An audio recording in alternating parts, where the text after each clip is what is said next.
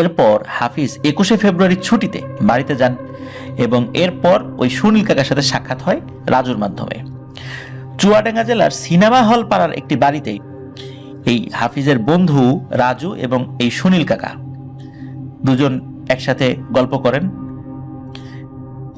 হাফিজের সাথেও দেখা হয়। তো হাফিজ আগে চলে গিয়েছিলেন। হাফিজ ভাই যাওয়ার 1 ঘন্টা পর সুনীল কাকা ফ্রি হন, তখন এই ঘটনাটি বলেন। আর হাফিজ ভাই সাধারণত গ্রামের ঘটনা আপনাদের সামনে উপস্থাপন করতে ভালোবাসেন, এবারের ঘটনাটি তার ব্যতিক্রম হয়নি। তো সুনীল কাকার বর্তমান বয়স 60-62 হবে। উনি এই ঘটনাটি ওনার মা বাবা দুজনের কাছ থেকে শুনেছিলেন। ঘটনাটি অনেক আগের ঘটনা, 1940 সালের দিকে ঘটেছিল। মূলত এই সুনীল কাকাদের আদি নিবাস ভারতের কলকাতার মাধবদিয়া নামের একটি প্রত্যন্ত গ্রামে। মাধবদিয়া গ্রামে কানাই নামে একজন ব্যক্তি ছিলেন, যার 5টি মহিষ ছিল। তার সংসারে একটি ছেলে এবং বউ ছিল। ছেলের নাম ছিল নির্মল। এবং ঘটনাটি যখন ঘটে তখন এই ছেলের বয়স 6, 7 বা 8 এরকম আশেপাশে বয়স হবে আর কি। তো এবার মূল ঘটনায় আসি। ওই যে কানাই, উনি হলো মহিষ পালতেন এবং এই মহিষ বিক্রি করে যে টাকা আয় হতো সেটাই মূলত তার সংসারের অন্যতম চালিকা শক্তি ছিল। উনি মহিষ বছরের নির্দিষ্ট একটি সময় বিক্রি করতেন। উনি সবসময় মহিষ বিক্রি করতেন না, বছরে একবার 5টি মহিষ একসাথে বিক্রি করতেন। আবার সেই টাকা দিয়ে ছোট ছোট 5টি মহিষ কিনে আবার পেলে বসে বড় করতেন। তো এই ছোট মহিষ কিনতে তো কম টাকা লাগতো, যার ফলে ওই যে এক্সট্রা টাকাটা থেকে যেত ওটা দিয়ে উনি সংসার চালাতেন আর মহিষের যত্নটি করতেন। তো এই যে কানাই, উনি মহিষ নিয়ে বাড়ি থেকে দুপুরের খাবার সহ বের হতেন। মূলত উনি বেশিরভাগ সময়ই সকাল 10টার দিকে দুপুরের খাবার নিয়ে বের হতেন। বিকালের শেষ দিকে বা সন্ধ্যার আগে আবার মহিষ নিয়ে বের হতেন এবং খুব দূরের মাঠে যেতেন। সচরাচর কেউ ওইদিকে যেতেন না। আর কানাই যেই মাঠে মহিষ চড়াতেন তার পাশে একটা নদী ছিল। মহিষগুলোর পেট ভরে গেলে মহিষগুলোকে নদীর ভেতরে বেশ কিছুক্ষণ রেখে দিতেন। এতে নাকি মহিষরা বেশ স্বাচ্ছন্দ্য বোধ করে, মানে দিনের একটা সময় ওরা পানির মধ্যে ডুবে থাকতে বেশি পছন্দ করে। তো নদী থেকে ওঠার পর মহিষগুলোর গা ডলে পরিষ্কার করে দিতেন। তো এরকমই চলতো, মানে বিকালে একবার মহিষ চড়াতেন, আবার সকালবেলা বের হতেন, বিকেলের দিকে বাড়িতে নিয়ে আসতেন আর কি। মানে দুপুরের পরে খাওয়া দাওয়া করে মহিষগুলোকে বাড়িতে নিয়ে এসে আবার বিকেলের দিকে বের হতেন। এইভাবেই তার চলতো আর কি। তো এমন একটা সময় ওই গ্রামটিতে লোক সংখ্যা খুব বেশি ছিল না, অনেক আগের কথা তো। আর গ্রামটিও ছিল একেবারে অজপাড়াগা। যাই হোক, কানাই খাবার আর মহিষ নিয়ে মাঠের উদ্দেশ্যে অন্যান্য দিনের মতোই বেরিয়ে পড়ে। ওই দিন সন্ধ্যা হয়ে যায়, কিন্তু কানাই আর আসে না। সন্ধ্যা পেরিয়ে যখন রাত হয়ে যায় তখনও কানাই মহিষ নিয়ে ঘরে আসে না। মাঝে মাঝে রাত হতো। তো কানাই তার বউকে যেই মাঠের কথা বলতো, ঠিক সেই মাঠে রাতে তো দূরের কথা, দিনের বেলাও নাকি লোকজন খুব একটা যেত না। একে তো দূরত্ব, আর কানাই ওখানে যেত কারণ ওখানে অনেক ঘাস ছিল, মানে মহিষের জন্য অনেক খাবার ছিল। লোকজন কম যাওয়ার কারণে ওখানে বেশ খাবারের প্রাচুর্য ছিল। এই কারণে মূলত কানাই মহিষগুলো নিয়ে যেত। তারপর গ্রামের কিছু প্রতিবেশী কানাই এর বউ এবং 4 বছর এই যেই বাচ্চাটা ছিল আর কি, 6-7 বছর যে বাচ্চাটা আর কি, তো এই যে নির্মল, তাকে সাথে নিয়ে তারপর গ্রামের আরো বেশ কিছু মানুষজন পরবর্তীতে যুক্ত হয়। সব মিলায় প্রায় 25-26 জন। এরা লাঠি দা আগুনের মশাল জ্বালিয়ে কানাইকে খুঁজতে সেই মাঠের উদ্দেশ্যে বেরিয়ে পড়ে। প্রায় 1.5 ঘন্টা হাঁটার পর কানাইয়ের বউ এবং প্রতিবেশীরা সেই মাঠে পৌঁছায় এবং ওইখানে গিয়ে তারা 4টি মহিষ জীবিত অবস্থায় দেখতে পায় এবং একটি মহিষ মৃত অবস্থায় পাওয়া যায়। তো মৃত মহিষটির গলায় কামড়ের দাগ মনে হচ্ছে, আর এটাও মনে হচ্ছে ওই মৃত মহিষটির সব রক্ত চুষে খেয়ে শেষ করে ফেলেছে। আর জীবিত 4টি মহিষ এক জায়গায় একসাথে দাঁড়িয়ে রয়েছে, কোথাও নড়াচড়া করছে না। মনে হচ্ছে ওরা খুব ভয় পেয়েছে। এরপর তারা কানাইকে খোঁজা শুরু করে। আশেপাশে অনেক জায়গায় খোঁজা হয়। ওই মাঠের সাথে একটা নদী আছে, নদীর আশেপাশেও সবাই খোঁজে, কিন্তু কানাইকে আর খুঁজে পাওয়া যায় না। যারা গিয়েছিল তারা কিন্তু তন্ন তন্ন করে সব জায়গায় খুঁজেও কানাইয়ের সন্ধান পায়নি। আর সন্ধান না পেয়ে তারা সকলে বাড়িতে ফেরত আসে। পরদিন আবার অনেকেই একসাথে সেই মাঠে কানাইকে খুঁজতে যায়, কিন্তু কানাইকে আর খুঁজে পাওয়া যায় না। এভাবে বেশ কয়েকদিন খোঁজে সবাই, কিন্তু খোঁজার পরও যখন কেউ তাকে খুঁজে পায় না, আর গ্রামের মানুষদের তো অন্যান্য কাজ আছে, এরপর মানুষজন তাকে খোঁজা বন্ধ করে দেয়। এভাবে কেটে যায় প্রায় মাসখানেক। কানাই আর বাড়িতে আসে না। এক রাতে কানাইয়ের বউ স্বপ্নে দেখে কানাই ওই মাঠে আবার মহিষ চড়াচ্ছে। সকালে উঠে কানাইয়ের বউয়ের মনে হয় অনেকদিন তো হয়ে গেল কানাই বাড়ি আসে না, তো আমরাও তার আর খোঁজ নিলাম না। তো মনে হয় যে স্বপ্ন সেটা সেটা দেখেছেন, তার কাছে এটা মনে হচ্ছিল যে যাই যাই ওখানে একটু খুঁজে দেখি। এরপর ওর মনটা খুব আনচান করছিল, উনি প্রতিবেশী কয়েকজনকে অনুরোধ করে আবার সেই মাঠে খুঁজতে যান। এবার যারা গিয়েছিলেন তারা দেখেন এক ভয়ানক দৃশ্য। তারা গিয়ে দেখেন কানাইয়ের মৃতদেহ নদীর ধারে একটা বট গাছ রয়েছে, ওইটার নিচে পড়ে রয়েছে।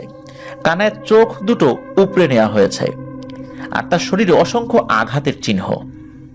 আর সবচেয়ে অদ্ভুত ব্যাপার যেটা, সেটা হচ্ছে মনে হচ্ছে এই মাত্রই কানাইকে হত্যা করা হয়েছে। আর তার মৃত্যুটা যে স্বাভাবিক না, এটা কিন্তু অনেকেই বুঝতে পেরেছিলেন।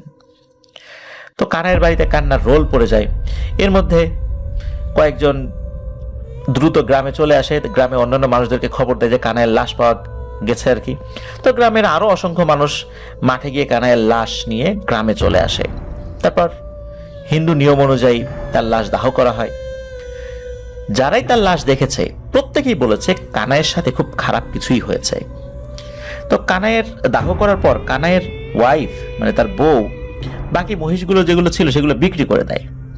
তো কানাইয়ের বউ একজন তান্ত্রিকের কাছে গিয়ে জানার চেষ্টা করে যে তার স্বামীর সাথে অস্বাভাবিক কিছু ঘটেছিল কিনা, তাকে কেউ শত্রুতা করে হত্যা করেছে।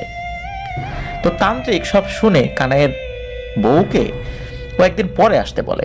তো কানাইয়ের বউ কয়েকদিন পরে ওই তান্ত্রিকের কাছে গেলে ওই তান্ত্রিক বলে, তোমার স্বামী যে নদীতে মহিষ গোসল করাতো ওখানে খারাপ জিনদের একটা গোত্র বাস করে, তারা প্রাণীর রক্ত খুব পছন্দ করে। যখন তোমার স্বামী একসাথে ওই 5-5টি মহিষ গোসল করাতো তখন ওরা এদিকে নজর দিলেও আক্রমণ খুব একটা করতো না। একদিন হয়েছে কি, ওদের একটা একাদশী তিথি চলছিল, ওদের একটা উৎসব চলছিল। তো ওই দিন ওদের সর্দারের মেয়ে, সেও একটা পিশাচিনী, সে ওখানে খেলা করছিল। ওই দিন তো তাদের উৎসব চলছে, এই কারণে চিন্তা করলো আজকে উৎসবের দিন এই একটা মহিষকে ধরি। আর ওদিকে কানাই তো তার সব মহিষ গোসল করাচ্ছিল। ওই পিশাচিনীর নজর পড়ে যে সবগুলো মহিষের মধ্যে একটা যেটা একটু বেশি তাগড়া ওইটার দিকে, সে তখন ওই মহিষকে আক্রমণ করে। এর মধ্যে অন্য মহিষগুলো ওই পিশাচিনীর উপস্থিতি টের পেয়ে ডাঙায় উঠে পড়ে। আর ওই মহিষের চিৎকার শুনে কানাই তাড়াতাড়ি করে ওই মহিষের কাছে যায়, গিয়ে দেখে গলায় কামড় দিয়ে একটা পিশাচিনী ধরে রেখেছে। মূলত ওই মহিষটাকে পানির নিচে নিয়ে যাওয়ার চেষ্টা করছিল। কানাই যখন ওই মহিষটার কাছে গেছে এবং ডুব দিয়েছে যে কেন এই সমস্যাটা হচ্ছে, তখন মূলত পানির নিচে ওই পিশাচিনীটাকে কানাই দেখেছিল। কানাই কি করেছিল, ওই পিশাচিনীর চুল চেপে ধরেছে, আর সাথে সাথে পিশাচিনী কানাইয়ের গলা টিপে ধরে এবং পানির নিচে টেনে নিয়ে যায়। কয়েকদিন পর তারা কানাইয়ের উপর খুব অত্যাচার করতে থাকে। মূলত তার উৎসব চলছিল, এই জন্য ওই দিন কিছু বলেনি, তাকে বন্দি করে রেখেছিল। এরপর তাকে প্রায়শই নির্যাতন করত।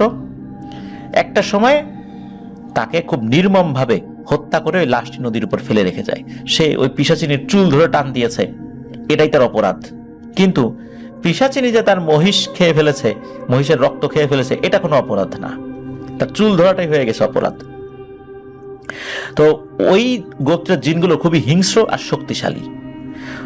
এইটা ওই তান্ত্রিক কানাইয়ের বউকে বলেন এবং এটাও বলে যে যা হয়েছে ভুলে যান, একটা ছেলে আছে, ছেলেকে মানুষ করেন, এটা নিয়ে খুব বেশি বাড়াবাড়ি করা ঠিক হবে না। ওরা ক্ষিপ্ত হলে আবার আপনার এবং আপনার ছেলের উপর আক্রমণ করতে পারে। তো কানাইয়ের বউ এইসব কথা শুনে মন খারাপ করে বাড়িতে চলে আসে। তার ছেলে একটা ছোট মানুষ আর উনি একজন মহিলা মানুষ। এই যে মহিষগুলো, এই মহিষগুলো এখন পালা তার জন্য তো অনেক কষ্ট হবে। এতদিন কানাই ফেরত আসবে আসবে করে অনেক কষ্টে মহিষগুলো রেখে দিয়েছেন, কিন্তু এখন তো তার পক্ষে মহিষগুলো পালা সম্ভব না। তিনি ওই মহিষগুলো বিক্রি করে দিয়ে কিছু ছাগল কেনেন এবং ছেলেকে সাথে নিয়ে বাড়ির আশেপাশে ছাগল চড়িয়ে দিন যাপন করতে থাকেন। এইভাবেই কেটে যায় 14-15 বছর। কানাইয়ের ছেলে নির্মল আস্তে আস্তে বড় হতে থাকে। এই নির্মল তার মা এবং প্রতিবেশীদের মুখে বাবার মৃত্যুর করুণ কথা, যে করুণ মৃত্যু হয়েছিল, নির্মম মৃত্যু হয়েছিল, সেগুলো শুনে এই জিনদের উপর খুব ঘৃণা বাড়তে থাকে। কানাইয়ের ছেলে নির্মল ছিল খুবই সাহসী আর খুব একরোখা স্বভাবের। রাত বিরেতে মাঠে ঘাটে চড়ে বেড়ানো ছিল তার নেশা। বাবা ছিল না, এই জন্য শাসন মা ওইভাবে করতো না। ছেলেকে খুব আদর করতেন। ছেলেই ছিল তার বেঁচে থাকার অবলম্বন। সে যখন যেটা চাইতো তখন মা তার সাধ্য অনুযায়ী দেওয়ার চেষ্টা করত।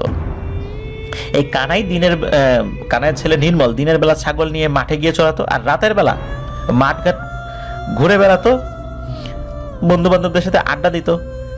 তো একদিন এই নির্মল তার মাকে বলে সে আর ছাগল চড়াবে না, তার 2টি মহিষ কিনে দিতে হবে। তার মাও ভেবে দেখে ছেলে তো বড় হয়েছে, আর সে ভাবে যে মহিষ পুষলে আরো ভালো হবে, ছাগল পালনে খুব একটা লাভ হতো না, কিন্তু মহিষ পুষলে বেশি লাভবান হওয়া যাবে। তো ওই চিন্তা করে উনি বেশ কয়েকটা ছাগল বিক্রি করে দিয়ে মাঝারি আকারের 2টি মহিষ তার ছেলেকে কিনে দেন, মানে নির্মলের মা নির্মলকে কিনে দেন। তো মহিষ কিনে দেয় এই নির্মল অনেক খুশি, কিন্তু নির্মলের মা যে 2টি মহিষ কিনে দিয়েছিলেন, এই মহিষ দুটি ছিল খুবই দুষ্টু প্রকৃতির, সারাদিন একটার একটার সাথে মারামারি করে। তারপরও এই মহিষকে নিয়ে সারাদিন মাঠে খাইয়ে এসে মহিষকে গোসল করানো, এটা ছিল নির্মলের রোজকার ব্যাপার।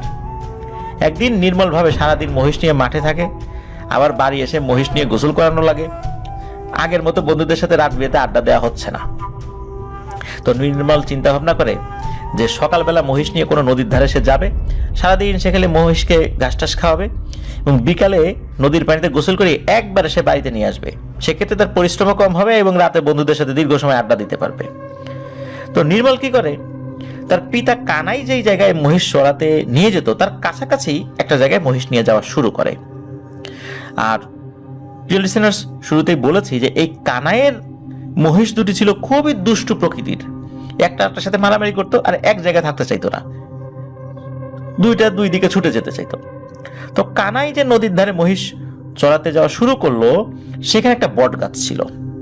কিন্তু অদ্ভুত ব্যাপার হলো এই বট গাছে কোনো পাতা ছিল না, একেবারে শুকনো। অন্য সব গাছে পাতা আছে, কিন্তু এই বট গাছে কোনো পাতা নেই। কিন্তু তার মানে এই না যে ওই বট গাছটা মারা গেছে, মনে হয় মারা গেছে, কিন্তু আসলে ওই বট গাছটা জীবিত। আর এটা হচ্ছে সেই বট গাছ যেই বট গাছের নিচে এই নির্মলের বাবা কানাইয়ের মৃতদেহ পাওয়া গিয়েছিল। তো নির্মল প্রথম দিন ওখানে গিয়ে মহিষ মাঠে ছেড়ে দিয়ে ওই বট গাছের কাছে আসে দুপুরের খাবার খাওয়ার জন্য। তো বলে রাখা ভালো, সেও ওই সকালবেলা মহিষ নিয়ে বের হতো দুপুরের খাবার সহ। তো সেই খাবার খাওয়ার জন্যই বট গাছের নিচে আসে এবং বট গাছের কাছে এসে নির্মল কিছুটা অবাক হয়।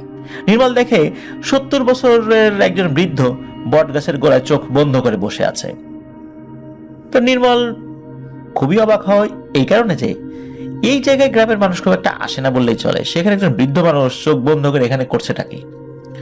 তো নির্মল ওই বৃদ্ধ লোকের কাছে গিয়ে তাকে দাদু সম্বোধন করে বলেন যে দাদু, আপনি এখানে কি করছেন? তো নির্মলের মুখ থেকে কথা শুনে বৃদ্ধর একটি চোখ মেলে তাকান। তখন নির্মল আবার জিজ্ঞেস করে, দাদু আপনি কে? কিন্তু ওই দাদু কোনো কথা বলে না। তখন নির্মল সেই বৃদ্ধকে বলে যে আপনি ভাত খাবেন? তখন ওই বৃদ্ধ কোনো কথা বলে না।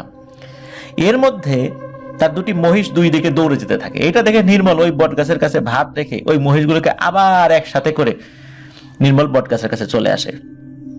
আবার বৃদ্ধকে খাওয়ার কথা বলে, বৃদ্ধ কোনো উত্তর দেয় না। এক পর্যায়ে নির্মল খাবার খেতে বসে যায়, তখন আবার মহিষ দুটি 2 দিকে দৌড়ানো শুরু করে। এমনই করে নির্মল মহিষ দুটি নিয়ে অনেক দূরের মাঠে চলে এসেছে। তো এইভাবে ধাওয়া করে আবার একটা জায়গায় নিয়ে আসায়, মানে এইটা তার একটা কাজ। আর মহিষ দুটি অন্যদিকে চলে গেলে অনেক দূরের গ্রাম, তো কোন দিকে চলে যাওয়া ধরে আনাটা কষ্ট হবে। এই জন্যই মহিষ দুদিকে দৌড় দিলেই সাথে সাথে সেটাকে ধরে আনতে হতো। নির্মল ছাড়া ওই মহিষ দুটি অন্য কারো কথা শুনতো না, কিন্তু তারপরে মহিষ দুটির আচরণ ছিল এরকম, শুধু মারামারি করা আর 2 দিকে দৌড় দিয়ে চলে যাওয়া। নির্মলের খুব পরিশ্রম হতো। তো নির্মল দ্বিতীয়বারও মহিষ দুটিকে ধরে এনে আবার খেতে বসেছে। এবারও বৃদ্ধকে খাওয়ার অনুরোধ করলেও বৃদ্ধ কোনো কথা বলে না, সে নিজে খাওয়া শুরু করেছে। তো নির্মল ভাবছে এই বৃদ্ধ মনে হয় কোনো পাগল টাগল হবে। যাই হোক, দুপুর গড়িয়ে বিকাল হয়ে যায়। নির্মল মহিষগুলোকে নদীর পানিতে ছেড়ে দেয়, মহিষগুলোকে গোসল করাতে থাকে। সব শেষ করে নির্মল যখন বাড়িতে যাবে তখন ওই বৃদ্ধকে বলে, সন্ধ্যা হয়ে যাচ্ছে, আপনি এখানে না থেকে আমার সাথে চলেন, এখানে থাকা নিরাপদ না। তবুও ওই বৃদ্ধ কোনো কথা বলে না।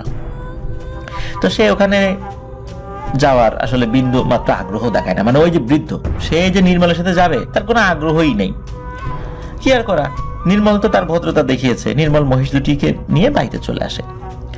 নির্মল পরদিন আবার সেই মাঠে মহিষ নিয়ে যায় এবং সেই বৃদ্ধকে বট গাছের নিচে আজও দেখতে পায়। নির্মল ভাবতে থাকে, এই বৃদ্ধ কি রাতেও এখানে ছিল নাকি? কিন্তু এরকম একটা নির্জন জায়গায় কিভাবে সারা রাত একটা মানুষ থাকতে পারে? নির্মল মহিষগুলোকে ছেড়ে দিয়ে আবার ওই বৃদ্ধের কাছে এসে তার নাম জিজ্ঞেস করতে থাকে, এখানে সে কিভাবে আসলো, অনেক কিছু জিজ্ঞেস করতে থাকে। কিন্তু ওই বৃদ্ধ কোনো কথা বলে না, শুধু নির্মলের পানে এক দৃষ্টিতে ওই বৃদ্ধ তাকিয়ে থাকে। দুপুরে খাবারের সময় নির্মল ওই বৃদ্ধকে বারবার অনুরোধ করে খাওয়ার জন্য, কিন্তু ওই বৃদ্ধ প্রতিবারের মতো এবারও নীরব। এইভাবেই বেশ কয়েকদিন কেটে যায় ঠিক একই রকম ভাবে, কিন্তু ওই বৃদ্ধ কখনোই নির্মলের সাথে কথা বলে না। এর ভিতরে কি হয়, প্রতিদিনের মধ্যে একদিন নির্মল মহিষ নিয়ে আবার ওই মাঠে যায়। মহিষগুলো মাঠে ছেড়ে দিয়ে দুপুরের সময় ওই বৃদ্ধের ওখানে গিয়ে খাবার খাওয়ার সময় ওই বৃদ্ধ তখন নির্মলকে উদ্দেশ্য করে প্রথম কোনো একটা কথা বলে ওঠে। ওই বৃদ্ধ বলে, নির্মল, আজকে তুমি মহিষকে নদীর পানিতে নামাবা না। বৃদ্ধের মুখে প্রথম কথা শুনতে পেয়ে নির্মলের ভালোই লাগে, আবার অবাকও হয় এই ভেবে যে তিনি কেন আজ মহিষ নিয়ে নদীতে নামতে নিষেধ করেছেন। নির্মল সরাসরি বৃদ্ধকে প্রশ্ন করেন যে কেন নামবো না। তখন ওই বৃদ্ধ বলে, সব প্রশ্নের উত্তর হয় না, তোমার এবং তোমার মহিষের জন্য এটা ভালোই হবে এবং ভালোর জন্যই বলছি। আর ওই বৃদ্ধ নির্মলকে একটা লাঠি দেন, বলেন, তোমার দুটি মহিষ অত্যন্ত দুষ্টু, খুব দৌড়াদৌড়ি করে একটা একদিকে যায় একটা আরেকদিকে যায়। তুমি এই মহিষ দুটোকে যতদূর পর্যন্ত রাখতে চাও একটা লাঠি দিয়ে একটা গোল দাগ কেটে দিবা। দাগ মাটিতে হতেই হবে এমন কোনো কথা নাই, কিন্তু মাটির উপর এই লাঠি দিয়ে স্পর্শ করে একটা বৃত্ত এঁকে দিবা, কাল্পনিক বৃত্ত, তাহলেই হবে। শুরুর দাগ থেকে শেষের দাগের সাথে মিলিয়ে দিবা। গোলই হতে হবে এমন কোনো কথা নাই, আঁকা বাঁকাও হতে পারে, তুমি তোমার মতো করে এটা করবা। তো এখন এই মহিষ দুটো এই দাগের বাইরে যেতে পারবে না, এটা তো আসলে খুব ভালো, কারণ এই দুটো অত্যন্ত দুষ্টু। তো নির্মল খুব অবাক হন, কৌতূহলবশত লাঠিতে হাতেও নেয় এবং দুটি মহিষের চারপাশে বেশ খানিকটা জায়গা নিয়ে দাগ আঁকে এবং বৃদ্ধের কাছে চলে আসে।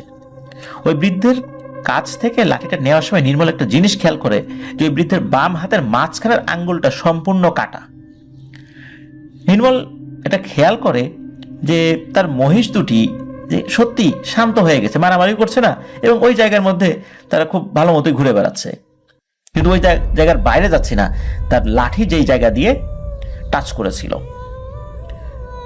তখন নির্মলের মনে হয় এই বৃদ্ধের অলৌকিক কোনো শক্তি আছে, এই বৃদ্ধের কাছ থেকে কিছু শেখা যায়।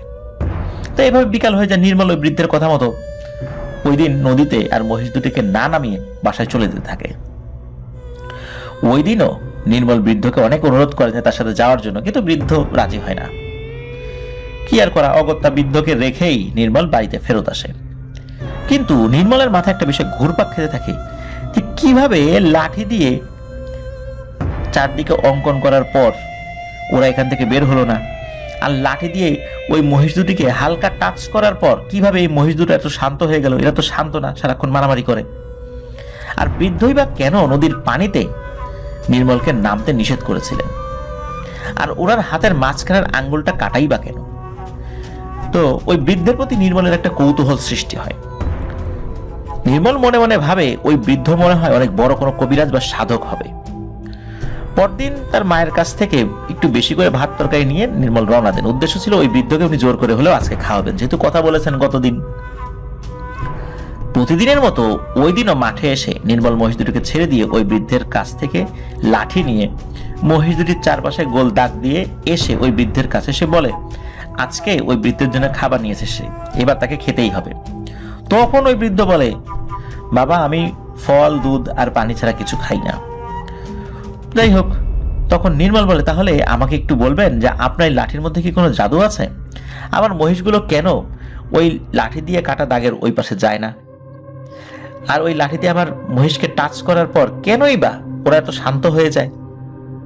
আর আপনার বাম হাতের আঙ্গুলটা কাটা কেন?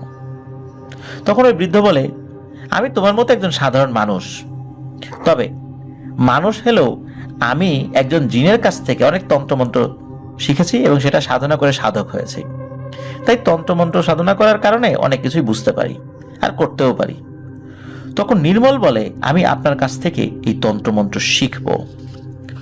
তখন ওই বৃদ্ধ বলে, এটা অনেক কঠিন কাজ, তুমি পারবে কিনা বলতে পারবো না। এখানে অনেক সময় দিতে হয় এবং প্রচুর ধৈর্য ধারণ করতে হয়, পাশাপাশি অনেক সাহসেরও প্রয়োজন হয়। ওই বৃদ্ধের কথা শুনে নির্মল বলেন যে যত কঠিন কাজ হোক আমি পারবো, কারণ আমি শুনে এসেছি এই নদীর এক পিশাচিনী আমার বাবাকে এই নদীর নিচে 10 বছরের বেশি সময় আগে নিয়ে গিয়ে মেরে ফেলেছে। আমিও ওই পিশাচিনীকে হত্যা করতে চাই। তখন ওই বৃদ্ধ বলে, তোমার বাবার নাম কি? তখন নির্মল বলে, আমার বাবার নাম কানাই। তখন বৃদ্ধ বলে, তোমার বাবাকে আমি চিনি, আর তুমি যেটা জানো সেটা আসলেই সত্যি।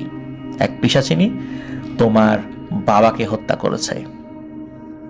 তো তুমি যদি তোমার বাবার হত্যার প্রতিশোধ নিতে চাও, তাহলে তোমাকে আমার সাথে 7 বছর পরিবার পরিজন ছেড়ে আসতে হবে, আমার সাথে এখানে থাকতে হবে। তো নির্মল বৃদ্ধের কথায় রাজি হয়ে যায়। সে মাঠ থেকে বাড়িতে আসার সময় ভাবতে থাকে যে যেভাবেই হোক মাকে রাজি করাতে হবে, কারণ বাবার হত্যার প্রতিশোধ নিতেই হবে। হঠাৎ তার মাথায় একটা বুদ্ধি আসে। সে বাড়ি এসে তার মাকে বলে যে তার পরিচিত একজন মুম্বাইতে একটা অফিসে চাকরি করে, সে তার সাথে চাকরি করতে যাবে। এখন মা তো কোনোভাবে রাজি হয় না, কারণ তার একটা মাত্রই ছেলে, স্বামী মারা গেছে। এখন এই ছেলেটা চলে গেলে ওনাকে একা একা থাকতে হবে। এদিকে ছেলে তো গো ধরে বসে আছে, সে মহিষ নিয়ে মাঠে যায় না, সে চাকরি করতে যাবে মুম্বাইতে। মা তো কোনোভাবে রাজি হয় না, আর সেও মহিষ নিয়ে মাঠে যায় না। একটা সময় ছেলের জেদের কাছে মার নতি স্বীকার করতেই হয়। তার মা মহিষ বিক্রি করে দিতে বাধ্য হন। তো যেদিন তার মা মহিষ বিক্রি করে দেন, তার পরের দিনে নির্মল তার মাকে বলে, তুমি কোনো চিন্তা করবা না, আমি কিন্তু অনেক দিন পরে আসব, বছরের পর বছর চলে যাবে, সুতরাং তোমার চিন্তা করার দরকার নাই, তবে আমি আসব। এই বলে নির্মল ওই সাধকের উদ্দেশ্যে বেরিয়ে পড়েন। নির্মল সেই নদীর ধারে সাধকের কাছে চলে আসে। সাধককে তার সবকিছু খুলে বলে এবং বলে সে এখন একজন মুক্ত মানুষ। তো সাধক তার আগ্রহ দেখে খুবই খুশি হয়। প্রথম দিনেই সাধক তার জামা কাপড় পরিবর্তন করতে বলেন। সাধকের কাছে থাকা একটা সাদা কাপড়, মানে এক ধরনের সাদা কাপড় শরীরের চারদিকে পেঁচিয়ে দেন এবং এই ধরনের একটা পোশাক পরিয়ে দেন। তারপর নির্মলের চোখে কালো কাপড় পেঁচিয়ে দেন এবং উনি বলেন যে যতক্ষণ পর্যন্ত সাধক না বলবে ততক্ষণ পর্যন্ত সে যেন এই কালো কাপড় না খোলে। 24 ঘন্টা পর ওই সাধক তার চোখ খুলে দেয়। এরপর নির্মল দেখে সে এখন আর ওই আগের জায়গায় নেই, সে এখন একটা অন্য জায়গায় চলে এসেছে এবং সেখানেও নদী আছে এবং একটা মরা বট গাছ রয়েছে এবং এই বট গাছের 3টা মাথা। তো নির্মল তো বেশ অবাক হয়ে যায়, সে কিভাবে নতুন একটা জায়গায় চলে আসে, তো বসেই ছিল, কোনো নড়াচড়াও টের পায় নাই। তখন ওই সাধক নির্মলকে 2টি কঠিন কাজের মধ্যে একটি বেছে নিতে বলে। সেটা হলো একটি শোল মাছের মাথা একটা লাল সুতো বেঁধে এই নদীতে ছেড়ে দিতে হবে এবং সেই মাছটিকে তাকে ধরে আনতে হবে। যখন সে ধরতে পারবে তখনই তার এই সাধনার মূল বিষয়গুলো শেখা শুরু হবে। তবে নির্দিষ্ট কয়েকটি দিনে সে নদীতে নামতে পারবে না, আর কোন কোন দিন নামতে পারবে না সেটা সাধক তাকে বলে দিবে। আর দ্বিতীয়ত আরেকটা যে ব্যাপারটা সেটা হলো যে এই কাজটি যদি সে না করতে পারে, আরেকটা কাজ হলো যে এই যে বট গাছ, এই বট গাছে যখন কোনো পাখি বসবে সেই পাখি ধরে আনতে হবে। কিন্তু মনে রাখতে হবে এই বট গাছে যদি কোনো পাখি বাসা বাঁধে সেই পাখি কিন্তু ধরা যাবে না, সেই পাখি ধরলে হবে না। কোনো পাখি উড়ে সেই বট গাছে বসলে সেই পাখি হাত দিয়ে ধরতে হবে, অন্য কোনো বিষয়ে হেল্প নেওয়া যাবে না। কোনো লাঠি বা অন্য কোনো ফাঁদ পেতে পাখি ধরা মানে যাবে না আর কি, ধরলে হবে না এই বিষয়টা। এখন এখানেও বলা হয় যে নির্দিষ্ট কয়েকটা দিন ওই পাখি ধরার চেষ্টা করা যাবে না, সেটা সাধক তাকে বলে দিবে। এখন কোনটা বেছে নিতে হবে? নির্মল চিন্তা করে যে একটি মাছকে যদি এই নদীতে ছেড়ে দেয়া হয় তখন এই মাছ সাঁতার কাটতে কাটতে কোথায় যাবে, আবার কার জালে ধরা পড়বে, কে খেয়ে ফেলবে, সে এরকম সারা জীবন ওই মাছের পিছনে দৌড়াতে থাকবে, তা তো হয় না। এটা অনেক কঠিন একটা কাজ। মাছ এক নদী থেকে আর একটা নদীতে চলে যাবে, এক খাল থেকে আর এক খালে চলে যাবে, এরকম সমস্যা হবে। এটা খুব অসম্ভব একটা কাজ। তবে এই দুইটা কাজের মধ্যে থেকে এই বট গাছ থেকে পাখি ধরার কাজটা অপেক্ষাকৃত সহজ মনে হয়। তখন নির্মল এই দ্বিতীয় কাজটি করতে রাজি হয়। আর এরপর নির্মলকে কিভাবে কি করতে হবে এই বিষয়টি সাধক বুঝিয়ে দেন। নির্মল তো পাখি ধরার অপেক্ষায় থাকে। 1 দিন 2 দিন, 1 মাস 2 মাস, 1 বছর 2 বছর করতে করতে 3 বছরের মাথায় গিয়ে নির্মল একটি পাখি ধরতে সম্ভব হয়। প্রিয় লিসেনার্স, আপনারা চিন্তা করছেন বট গাছ থেকে পাখি ধরা এমন কঠিন কি কাজ? একটা পাখি বসে থাকবে, একটা মানুষ সেই পাখিকে ফাঁকি দিয়ে আস্তে আস্তে গিয়ে সেই পাখিকে খপ করে ধরবে, এই বিষয়টা কি এতই সহজ? পাখি অনেক আস্তে শব্দ হওয়া শব্দগুলো শুনতে পায়, একটা মানুষ এগিয়ে আসবে পাখি শুনতে পাবে না, এটা তো হয় না। এই কারণেই এতটা সময় লেগেছিল।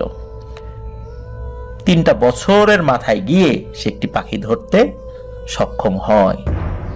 আর এর মধ্যে আরো অনেক কিছুই তাকে টুকটাক করে ছোট ছোট জিনিসগুলো করতে হয় ওই সাধকের কাছ থেকে। তো এই আঙ্গুল কাটার বিষয়ে বিভিন্ন সময় নির্মল তাকে জিজ্ঞেস করলেও সাধক তাকে বললে যে সময় হলে বলবে, এই বলে সে এড়িয়ে যায়। এরপর সাধক ওই নির্মলকে একটা পাথরের মালা এবং গলায় মানুষের মাথার খুলি ঝুলিয়ে নদীর পানিতে একটা ডুব দিতে বলে এবং ডুব দেওয়ার সময় চোখ খোলা রাখতে বলে। নির্মল নদীতে ডুব দেয় এবং উপরে চলে আসে। তারপর সাধক তাকে জিজ্ঞেস করে নদীতে ডুব দেওয়ার সময় নির্মল কিছু দেখেছে কিনা। নির্মল বলে না তো, সে তো কিছুই দেখে নাই। এইভাবে তাকে মাঝে মাঝে সাধক ডুব দিতে বলে, আর এর মাঝে তাকে টুকটাক বিভিন্ন জিনিস শেখাতে থাকে। বিশেষ করে যখন পাখি দেখানো হয় আর কি, পাখিটা ধরা হয়, নির্মল পাখিটা ধরে তার সাধককে দেখান। এরপরে সাধক আরো কঠিন কঠিন কাজগুলো তারকে দিয়ে করাচ্ছিলেন। কিন্তু এই যে একের পর এক ডুব দিচ্ছিল নির্মল, কিছুই কিন্তু ডুব দেওয়ার পরে চোখ খুলে ওই নদীর মধ্যে দেখে নাই। প্রায় 27 বার নির্মল পানিতে ডুব দিয়েছিল, কিন্তু কিছুই দেখে নাই। এরপর সাধক তাকে দূরের একটা শ্মশানে পাঠায় এবং বলে ওইখানে একজন ব্যক্তি দেখতে পারবা যার বয়স আমার থেকে অনেক বেশি, এবং তার কাছে আমি তোমাকে পাঠাবো। আমি একটা গাছের ছাল আর একটা কাগজ দিব, সেটা তুমি তার কাছে দিবা, কিন্তু ভুল করেও কোন গাছের ছাল এবং কাগজে কি লেখা আছে তুমি সেটা দেখবা না। তুমি শুধু গিয়ে এগুলো তার কাছে দিবা, আর তুমি এতদিন যা যা শিখেছো এগুলো তাকে বলবা। এরপর উনি যেরকম নির্দেশনা দেন সেই অনুযায়ী কাজ করবা। ওনার অনুমতি ছাড়া কখনোই তুমি ফেরত আসবা না। সাধকের কাছ থেকে সব ধরনের পরামর্শ শুনে এই নির্মল সেই শ্মশানের সাধকের উদ্দেশ্যে বেরিয়ে পড়ে। ঠিকানা অনুযায়ী 4 দিন পর সেই শ্মশানে নির্মল পৌঁছায়। এরপর তার ওস্তাদের দেয়া জিনিসপত্রগুলো ওই শ্মশানের সাধককে নির্মল দেয়। সাধক এগুলো নিয়ে নির্মলকে তার পাশে চুপচাপ বসে থাকতে বলে এবং বলে যতক্ষণ পর্যন্ত আমি তোমার সাথে কথা বলবো না তুমি আমার সাথে কথা বলো না। আমি নিজেই তোমার সাথে কথা বলবো, আর তোমার জন্য এখানে ফল, দুধ আর পানি থাকবে, তুমি এগুলাই খাবা। তুমি চাইলে আশেপাশে হেঁটে বেড়াতে পারো, কোনো সমস্যা নাই। তো তুমি অধিকাংশ সময় আমার পাশেই বসে থাকবা। 2 মাস ওই সাধক নির্মলকে তার পাশে বসিয়ে রেখেছিলেন। তো নির্মল কখনো হাঁটাহাঁটির দরকার হলে আশেপাশে যেতেন, আবার ওই সাধকের পাশে এসে বসে পড়তেন আর চুপ করে বসে থাকতেন। যেহেতু ওই সাধক তাকে নিষেধ করেছে কোনো ধরনের কথা না বলতে, মানে তার সাথে কথা না বলতো, অন্যদের সাথে কথা বলতো। আশেপাশে আরো কিছু সাধকরা ছিল, কিছু লোকজন ছিল, তাদের সাথে কথা বলতো, কিন্তু ওই সাধকও অন্যদের সাথে কথা বলতো, কিন্তু নির্মলের সাথে কথা বলতো না। তাই এই নির্মল 2 মাস ওই সাধকের সাথে কোনো কথা বলতে পারেন নাই। 2 মাস পর ওই সাধক এই নির্মলকে একটি স্বর্ণের গ্লাস এবং একটা স্বর্ণের ঘটি দেয় এবং বলে আজ রাতে তুমি পাশের শ্মশানে যাবা, সেখানে গভীর রাতের বেলা অনেক লম্বা কিছু অবয়ব দেখতে পাবা। তাদের প্রত্যেকের গলায় পাথরের মালা থাকবে, ছোট ছোট পাথর দিয়ে তৈরি করা মালা। তারা ওখানে একসাথে ধ্যানে বসবে। তখন তাদের প্রত্যেককে এই ঘটি থেকে 1 গ্লাস করে জল খাওয়াবা। তুমি ঘটিতে কোনো জল দেখতে পাবা না, কিন্তু আমি তোমাকে একটা মন্ত্র শিখিয়ে দেব, প্রতিবার ওই মন্ত্র পরে ফু দিলে ওই ঘটিতে জল চলে আসবে, ওই জল তুমি প্রত্যেককে খাওয়াবে, এক একজনকে একবার করেই খাওয়াবে। সবার খাওয়ানো শেষ হলে তারা আবার তোমার কাছে জল চাইবে, কিন্তু তুমি এই জল খাওয়ানোর বিনিময়ে অত্যন্ত বিনীতভাবে তাদের প্রত্যেকের কাছে একটি করে পাথর চাইবে, যেই পাথরগুলো দিয়ে তাদের গলার ওই মালাটা তৈরি করা হয়েছে। দেখবে ওরা খুশি মনেই তোমাকে একটি করে পাথর দেবে, কিন্তু খবরদার তাদের সাথে কোনো বেয়াদবি করবে না। তোমার কাছে সবাই এক গ্লাস পানি খাবে, পুনরায় আবার এক গ্লাস পানি যখন চাইবে তখনই তুমি এই জিনিসটা করবা। শুরুতেই তাদের কাছে আবার পাথর চাইতে যেও না, আর দ্বিতীয়বার পানি খাওয়ার পর তারা তোমার কাছে পানি চাইবে না, তখন তুমি আবার এই জিনিসগুলো নিয়ে আমার কাছে চলে আসবা। তো নির্মল সাধকের কথা মতো ঘটি এবং গ্লাস নিয়ে গভীর রাত্রে শ্মশানের উদ্দেশ্যে বেরিয়ে পড়ে, এবং সত্যি সে শ্মশানের কাছে এসে দেখে 30 থেকে 35 জন বেশ লম্বা লম্বা চিকন অবয়ব একসাথে বসে ধ্যান করছে। নির্মল সাধকের কথা মতো আস্তে আস্তে তাদের কাছে যায় এবং তাদের সকলকে প্রণাম করে। তো তাদের প্রত্যেককে ঘটি থেকে মন্ত্র পড়া জল খাওয়াতে থাকে, এক গ্লাস করে খাওয়ায়, শেষ হলে তারা আবার এক গ্লাস পানি চায়। প্রত্যেকে যখন এক গ্লাস করে খেয়েছে আবার এক গ্লাস পানি চেয়েছে, তখন নির্মল সবার কাছে অত্যন্ত বিনীতভাবে তাদের যে গলার মালা যে পাথর দিয়ে তৈরি করা হয়েছে সেখানে একটা পাথর চায়। তো তারা কোনো দ্বিধা না করেই একটি করে পাথর দিয়ে দেয়, মানে ওই গলার মালাটার যেই গিট ওটা খুলে ওখান থেকে একটি পাথর বের করে আবার গিট দিয়ে তারা গলায় পড়ে এবং একটি করে পাথর নির্মলকে দিয়ে দেয় আর কি। তো এই 30-35টি পাথর আর ওই যে আগের যেই স্বর্ণের যেই গ্লাস এবং ঘটি ছিল ওটা নিয়ে আবার ওই সাধকের উদ্দেশ্যে নির্মল রওনা হয়ে যায়। এরপর সেই শ্মশানে থাকা সাধকের কাছে নির্মলা আসে, ঘটি এবং পাথরগুলো দেয়। সাধক পাথরগুলো নিয়ে একটি মালা তৈরি করে এবং এটা দিয়ে একটা মালা তৈরি করে নির্মলের গলায় ঝুলিয়ে দেয়, এবং এবার তাকে তার ওস্তাদের কাছে যাওয়ার জন্য রওনা করতে বলে। নির্মল সাধকের কাছে চলে আসে, আবার আসতে 4 দিন লেগেছিল। তখন সাধক তার গলায় পাথরের যে মালা এটা পরা অবস্থায় ওই যে ওই নদী, যেই নদীতে নির্মলের বাবা ডুবে মারা গিয়েছিল, সেই নদীতে একটা ডুব দিতে বলে, এবং ডুব দিতে বলে দেখে যে তুমি কিছু দেখতে পাও কিনা, আগে তো 27 বার কিছু দেখো নাই, এইবার দেখো কিছু দেখতে পাও কিনা। এবার নির্মল ডুব দেয় এবং ডুব দিয়ে পানির নিচে একটা বিশাল প্রাসাদ দেখতে পায়।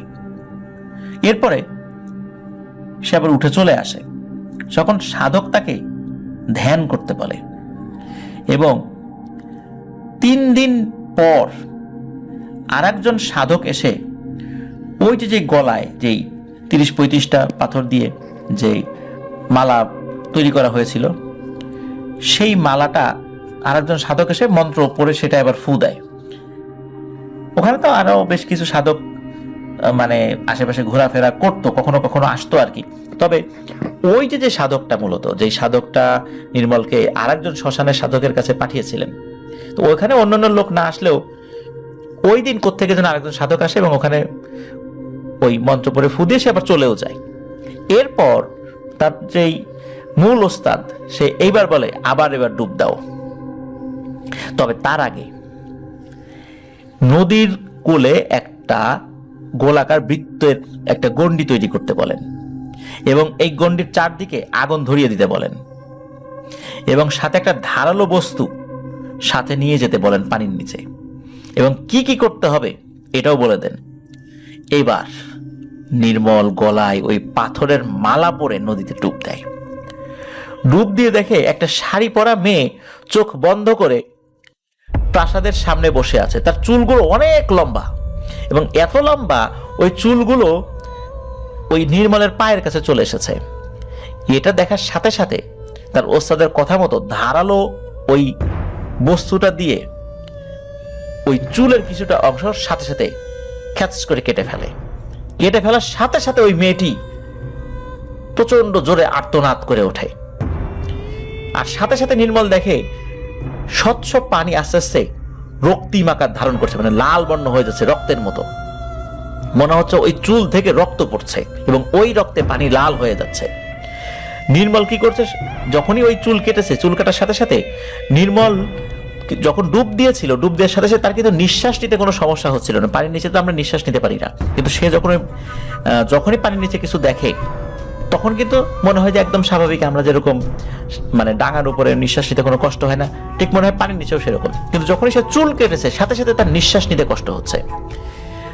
নির্মল তো দ্রুত নদী থেকে উপরে উঠে এসে ওই যে একটা বৃত্তাকার গণ্ডি তৈরি করা হয়েছিল, চারদিকে আগুন জ্বলছিল, ওইটার ভিতরে গিয়ে দাঁড়ায়। নির্মল দেখে তার পুরো শরীরে যে পানি লেগেছিল পানিগুলো রক্তের মতো হয়ে গেছে।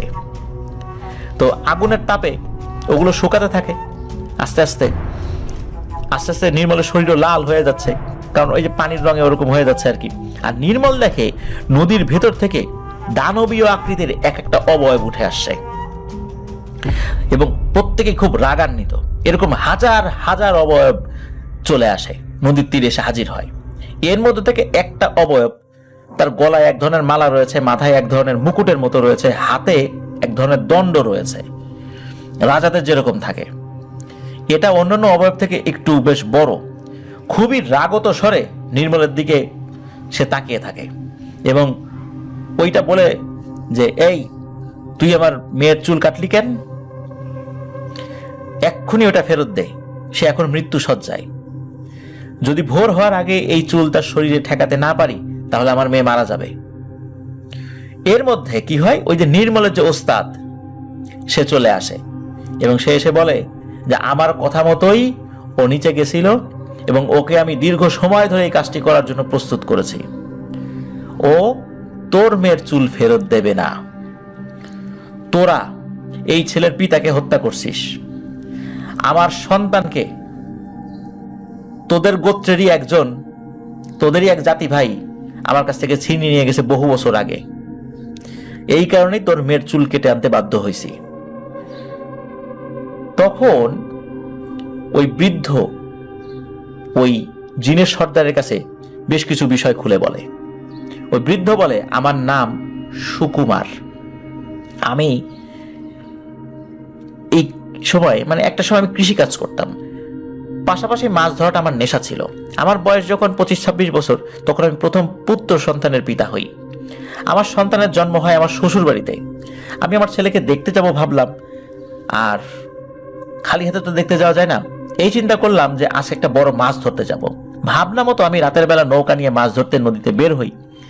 বেশ কিছু সময় পর আমি মাছ ধরতে সক্ষম হচ্ছিলাম না, তাই সামনের দিকে এগিয়ে যেতে যেতে একটা সময় শ্মশান ঘাটের কাছে চলে আসি আর ওখানে জাল ফেলতে থাকি। এক পর্যায়ে ওই জালের ভেতর একটা পিতলের বোতল দেখতে পাই, আর সাথে দেখতে পাই দূর থেকে একটা বিশাল বাতাস আমার নৌকার দিকে ছুটে আসছে। তো বাতাসটা ছুটে আসছে, বাতাসটা অনেক সময় নদী খালবিল এরকম বাতাস আসেই, তো এটাকে আমি স্বাভাবিকভাবে নিয়েছি। বোতলটা আমি হাতে নিয়ে দেখি ওটার উপর আরবি ভাষায় কিছু একটা লেখা আছে খোদাই করে। আমি বোতলের মুখ খুলতেই সেখানে একটা স্বর্ণের আংটি দেখতে পাই। আমি কোনো কিছু না ভেবেই আংটিটা আমার বাম হাতের আঙ্গুলের মধ্যে লাগিয়ে দিই, আর সাথে সাথে আমার আঙ্গুলে প্রচন্ড যন্ত্রণা শুরু হয়। মনে হয় আংটি লাগানোর পর আমার আঙ্গুলে আগুন ধরে গেছে এবং হাড় মাংস চামড়া পুড়ে সব একাকার হয়ে যাচ্ছে ওই জায়গাটাতে যেখানে ওই আংটিটা লেগে আছে। এরপর আমি অনেক চেষ্টা করি ওই আংটিটা বের করতে পারি নাই। যখনই আংটিটা জোর করে বের করার চেষ্টা করি তখনই এতটাই যন্ত্রণা শুরু হয় মনে হয় আমার কলিজায় কেউ আঘাত করছে। এর মধ্যে শ্মশান থেকে একটা বাচ্চার কান্নার আওয়াজ আমি শুনতে পাই। আমি ভাবি এত রাত্রে আবার কে মারা গেল। আমি নৌকাটা নদীর এক পাশে রেখে শ্মশানের কাছে গিয়ে দেখি একটা বাচ্চা ছেলে কান্না করছে। আমি তাকে জিজ্ঞেস করি যে বাবা তুমি এখানে কান্না করছো কেন? তখন বাচ্চা ছেলেটি বলে তার পরিবারের 6 জন একসাথে মারা গেছে, আর ওই দেখেন তাদের 4 জনের লাশ, আর আমার লোকজন আরো 2টি লাশ আনতে গেছে আমাকে এখানে রেখে। তখন আমি তাকিয়ে দেখি শ্মশানের এক পাশে 4-4টি লাশ মাটিতে শুইয়ে রাখা হয়েছে, ওদিকে চিতাও সাজানো হয়েছে। আমি ধীরে ধীরে ওই লাশের কাছে যাই, কাপড় উঁচু করে লাশের মুখগুলো দেখতে থাকি। প্রথম লাশটি দেখার পর দ্বিতীয় লাশটি যখন দেখি তখন আমার কাছে মনে হলো প্রথম লাশটির চেহারার মতোই দ্বিতীয় লাশটি। এরপর তৃতীয় লাশটি যখন দেখি তখন মনে হলো আগের 2টি লাশের চেহারার মতোই তৃতীয় লাশটি। এভাবে 4টা লাশের চেহারা একই রকম। আর সবচেয়ে ভয়ঙ্কর ব্যাপার হচ্ছে যে ওই লাশগুলোর যেখানে চোখ থাকার কথা সেখানে চোখ নেই, সেই জায়গাটা সমান। আর মানুষের মাথায় যেখানে কপাল থাকে এই কপালের উপরে দুটো চোখ। এটা দেখি আমি প্রচন্ড ভয় পাই। আর আমি সাথে সাথে সেই বাচ্চাটির দিকে তাকাতেই দেখি ওই বাচ্চার মুখও স্বাভাবিক না। ওই বাচ্চার মুখটাও ঠিক ওই লাশ শুয়ে আছে, ওদের চোখ যেমন কপালের উপরে, চোখের জায়গায় কিছু নাই, ওই বাচ্চার মুখটাও ওই রকম। আর ওই বাচ্চাটি তখন অদ্ভুতভাবে হাসছে। এটা দেখে আমি আমার নৌকার দিকে দৌড়াতে থাকি। আমি নৌকার কাছে আসতেই দেখি এখন আর বাচ্চা না, মাঝ বয়সী লম্বা একটা জিন তার স্বাভাবিক সুরতে নৌকার এক পাশে দাঁড়িয়ে আছে। খুব ভয়ানক সুরতে দাঁড়ায় নাই, তবে বোঝা যাচ্ছে যে এটা একটা জিন। তখন ওই জিনটা আমাকে বলে, ওই আংটিটা আমার লাগবে, তুই ওই আংটিটা আমাকে দিয়ে দে। আমি তখন জিনটিকে বলি যে আমি তো অনেক চেষ্টা করি আংটিটা বের করতে পারছি, আমি কিভাবে দেব? তখন ওই জিনটি বলে, এই আংটিটা তুই ওই আঙ্গুল থেকে কোনোদিন খুলতে পারবি না। আমি আমার গোত্রের সবচেয়ে শক্তিশালী জিন ছিলাম। সর্দার না থাকলেও সর্দার আমাকে অনেক পছন্দ করতো আমার শক্তিমত্তার কারণে। আর মানুষ আর প্রাণীদের ক্ষতি করা আমার প্রধান লক্ষ্য ছিল। একদিন দুটি যমজ বাচ্চা পানিতে গোসল করার জন্য নদীর পাড়ে খেলা করছিল। যে খেলা করতে করতে একটা সময় নদীর পানিতে তারা নেমে গোসল করবে। আমি কোনো কারণ ছাড়াই বিশাল এক সাপের রূপ নিয়ে ডাঙা থেকে নদীর দিকে নামতে থাকি, যাতে বাচ্চাগুলো আমাদেরকে দেখে খুব ভয় পায়। তো ভয় পেয়ে ওরা ডাঙার অন্যদিকে না দৌড়ে ওরা পানির দিকে যেতে থাকে, কারণ ওই সময় ওদের হিতাহিত জ্ঞান কাজ করছিল না। তো ওরা পানিতে পড়ে যায়, তখন ওই বাচ্চা দুটোকে আমি পেঁচিয়ে ধরি, বাচ্চা দুটি মারা যায়। তো ওই বাচ্চা দুটোকে মারার আসলে আমার কোনো অভিপ্রায় ছিল না, কিন্তু মানুষের ক্ষতি করাই আমার কাজ। সুযোগ পেলেই আমি এভাবে বাচ্চাদের ক্ষতি করতাম, মানুষের ক্ষতি করতাম। আর ইচ্ছাকৃতভাবেই মূলত মজার ছলে ওই দুটো বাচ্চাকে আমি মেরে ফেলি। কিন্তু আমি জানতাম না ওই দুই বাচ্চার আব্বা একজন বড় আলেম। সে যে কোনো ভাবে জানতে পারে যে আমি ভয় দেখিয়ে ইচ্ছাকৃতভাবে কোনো কারণ ছাড়া তার সন্তানকে হত্যা করেছি। তখন ওই আলেম আমার উপর ক্ষিপ্ত হয়। সে আমাকে বন্দি করে আমাকে বাধ্য করে আমার গোত্রের শক্তির প্রতীক এই আংটিটা আমার নিজ ইচ্ছায় দিয়ে দিতে। আমি বাধ্য হই এই আংটিটা তাকে দিয়ে দিতে। আমি যখনই আমার আংটি তাকে দিয়ে দেই, এবং বোতল বন্দি হওয়ার ভয় মূলত ওই আলেমকে আমি ওই আংটিটা দিয়ে দিয়েছিলাম। চিন্তা করেছিলাম ওই আলেম তো আমাকে বোতল বন্দি করবে না। ওই আংটিটা দিয়ে দেওয়ার পর ওই আলেম কিছু দোয়া দরুদ পরে একটা পিতলের বোতলে ওই আংটিটা বন্দি করে ফেলে, এবং 150 বছর আগে আমার কাছ থেকে ওই আংটিটা কেড়ে নিয়ে ওই আংটিটি নদীতে ফেলে দেয়। ওই আংটি ছাড়া আমার ক্ষমতার সিংহভাগই নষ্ট হয়ে যায়। আর ওই আংটি ছাড়া আমার গোত্র আমাকে কোনোভাবেই মেনে নেবে না। আমার সর্দার আমাকে দূর দূর করে তাড়িয়ে দিয়েছে যে ওই আংটি ছাড়া তুই আমাদের কাছে আসবি না। এই কারণে এই বোতলটা যেদিকেই যায় আমি সেদিকেই যাই। আর আমি আশায় থাকি কোনো একদিন কোনোভাবে কেউ না কেউ লোভে পড়ে এই বোতলটা খুলবে, তখন সেই আংটিটা বের করবে, তখনই ওই আংটিটা আমি ফেরত পাবো। তুই এটা এখন আমাকে ফেরত দে। তখন আমি বলি, ফেরত দেব, কিন্তু কিভাবে দিব? আংটি তো বের হয় না। তখন ওই জিন বলে, তুই তোর আঙ্গুল কেটে আমাকে দিয়ে দে ওই আংটি সহ, তাছাড়া আর কোনো পথ নেই। এই কথা শুনে আমি তো খুব রেগে যাই। তোর সাহস তো কম না, আমি আমার আঙ্গুল কেটে দিয়ে দিব? তোর আংটি আমি দিয়ে দিব, সমস্যা নাই, আমি আমার আঙ্গুল কেন কাটবো? আমি তাকে সাফ সাফ জানিয়ে দেই, কোনোভাবেই আমি আঙ্গুল কেটে তোকে দেব না। এরপর ওই জিন আমাকে এবং আমার পরিবারকে অনেক ক্ষতি করার ভয় দেখায়। তারপরও আমি আঙ্গুল কেটে দিতে রাজি হই নাই। আমি বুঝতে পারি ও আমার কাছ থেকে জোর করে ভয় ভীতি দেখিয়ে কোনোভাবে আংটি নেবে না। জোর করে নিলে হয়তোবা ওই আংটির গুণাগুণ নষ্ট হয়ে যাবে। এই কারণে ওই জিন আমাকে বুঝিয়ে বাজিয়ে ভুলিয়ে ভালিয়ে ওই আংটিটা নেওয়ার চেষ্টা করবে। এরপর ওই জিন আমাকে অনেক লোভ দেখাতে থাকে, স্বর্ণের লোভ, এইটার লোভ, ওইটার লোভ। এরপর আমাকে বিভিন্ন তন্ত্রমন্ত্র শেখাতে থাকে, কিন্তু এমন তন্ত্রমন্ত্র যেটা দিয়ে আমি ওর ক্ষতি করতে পারবো না, অন্যান্য কাজ করতে পারবো। আর ও আমাকে বারবার বলতে থাকে, তুই আঙ্গুলটা কেটে আমাকে দিয়ে দিলে তোর সব কাজ আমি করে দেব। অনেক লোভ দেখাতে থাকে। এক পর্যায়ে আমি চিন্তা করলাম যে রাজি হব কি হব না। তো যাই হোক, এভাবে দিন চলে যেতে থাকে। আর আমার মনের ভিতরেও একটা দুষ্টু বুদ্ধি কাজ করতে থাকে যে ওই জিনকে দিয়ে আমি অনেক কাজ করাবো, এবং সেই অনুযায়ী ওই জিনকে দিয়ে আমি আমার ব্যক্তির স্বার্থ হাসিল করতে থাকি। আর আঙ্গুল কেটে দেওয়ার লোভ দেখাতে থাকি তাকে, কিন্তু দেই না। এইভাবে তাকে দিয়ে অনেক কঠিন কঠিন কাজ করতে থাকি, ওর কাছ থেকে অনেক তন্ত্রমন্ত্র শিখতে থাকি। এর মধ্যে কি হয়, আমার 3টা সন্তানের মধ্যে 2টি সন্তান পানিতে ডুবে মারা যায়। যেহেতু আমার বাসার কাছেই খাল ছিল, আমি ভাবি হয়তোবা সাঁতার না জানার কারণে, অসাবধানতার কারণেই আমার সন্তান দুটো মারা গেছে। কিন্তু এভাবে আমার আরো একটি সন্তান মারা যায়। এরপরে আমার আরো একটি সন্তান হয়, মানে আমার টোটাল 4টা সন্তান হয়। 3টা সন্তান পানিতে মারা যাওয়ার পর 4 নম্বর সন্তানকে আমি খুব দেখে শুনে রাখি। এদিকে আমার আস্তে আস্তে বয়স বাড়ছে, ওই সন্তানটাও বড় হচ্ছে, আর ওই সন্তানকে আমি খুব চোখে চোখে রাখি। এভাবে বছরের পর বছর কেটে যায়, আমারও বয়স হয়ে যাচ্ছে, ওই সন্তানও বড় হচ্ছে। ওই জিনটা আর ধৈর্য ধরতে পারে না। একটা পর্যায়ে ওই জিন ক্ষিপ্ত হয়ে বলে, তোর আগের 3 সন্তানকে আমি কিন্তু হত্যা করেছি, তুই এইভাবে আমাকে দিয়ে খাটাচ্ছিস, খাটিয়ে মারছিস, আমার কাছ থেকে তন্ত্রমন্ত্র শিখছিস, অথচ তোর আঙ্গুল কেটে আমাকে দিচ্ছিস না, তোর আংটিটা আমি নিতে পারছি না, আমার আংটি আমাকে ফেরত দে। তখন আমি বুঝতে পারি লোভ লালসার কারণে নিজের অজান্তেই আমি আমার কত বড় ক্ষতি করে ফেলেছি। আঙ্গুলটা কেটে যদি ওকে আমি শুরুতেই দিয়ে দিতাম, তাহলে অন্তত আমার এই সন্তানগুলোকে হারাতে হতো না। আর এই সমস্ত তন্ত্রমন্ত্র শিখে লাভ কি যদি আমার সন্তানই না থাকে? এসব ক্ষমতা দিয়ে হবেটাই বা কি? পরে আমার 4র্থ সন্তানকে বাঁচানোর জন্য বাধ্য হয়ে আমি আঙ্গুলটা কেটে দিয়ে দেই। সুপারি কাটার এক ধরনের যন্ত্র রয়েছে, ওইটা দিয়ে এক চাপে আমি আমার আঙ্গুলটা কেটে ফেলি। প্রচন্ড যন্ত্রণা হয়েছিল, অনেক রক্তক্ষরণ হয়েছিল। আর ওই আংটিটা সহ আমার ওই আঙ্গুলটা ওকে দিয়ে দেই, ও ভয়ঙ্কর একটা হাসি দিয়ে চলে যায়। এরপর দেখি যে আমার সেই সন্তানটা নাই। অনেক খোঁজাখুঁজি শুরু করি, কোথাও পাই নাই।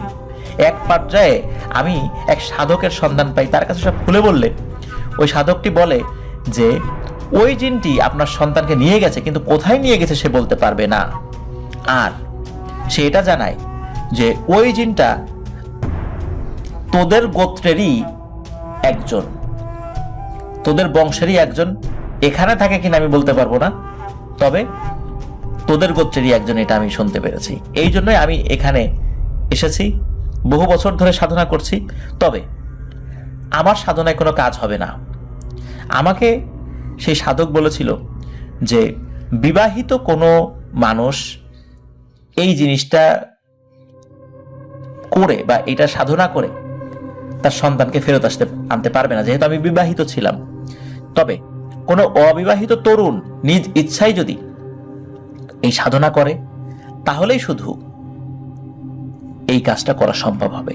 এই জন্য আমি বহু বছর ধরে কোনো একটা তরুণকে খুঁজছিলাম যে নিজ ইচ্ছায় এই কাজটা শিখবে, আমি তাকে ছলচাতুরি করে এই জিনিসটা শিখাবো না।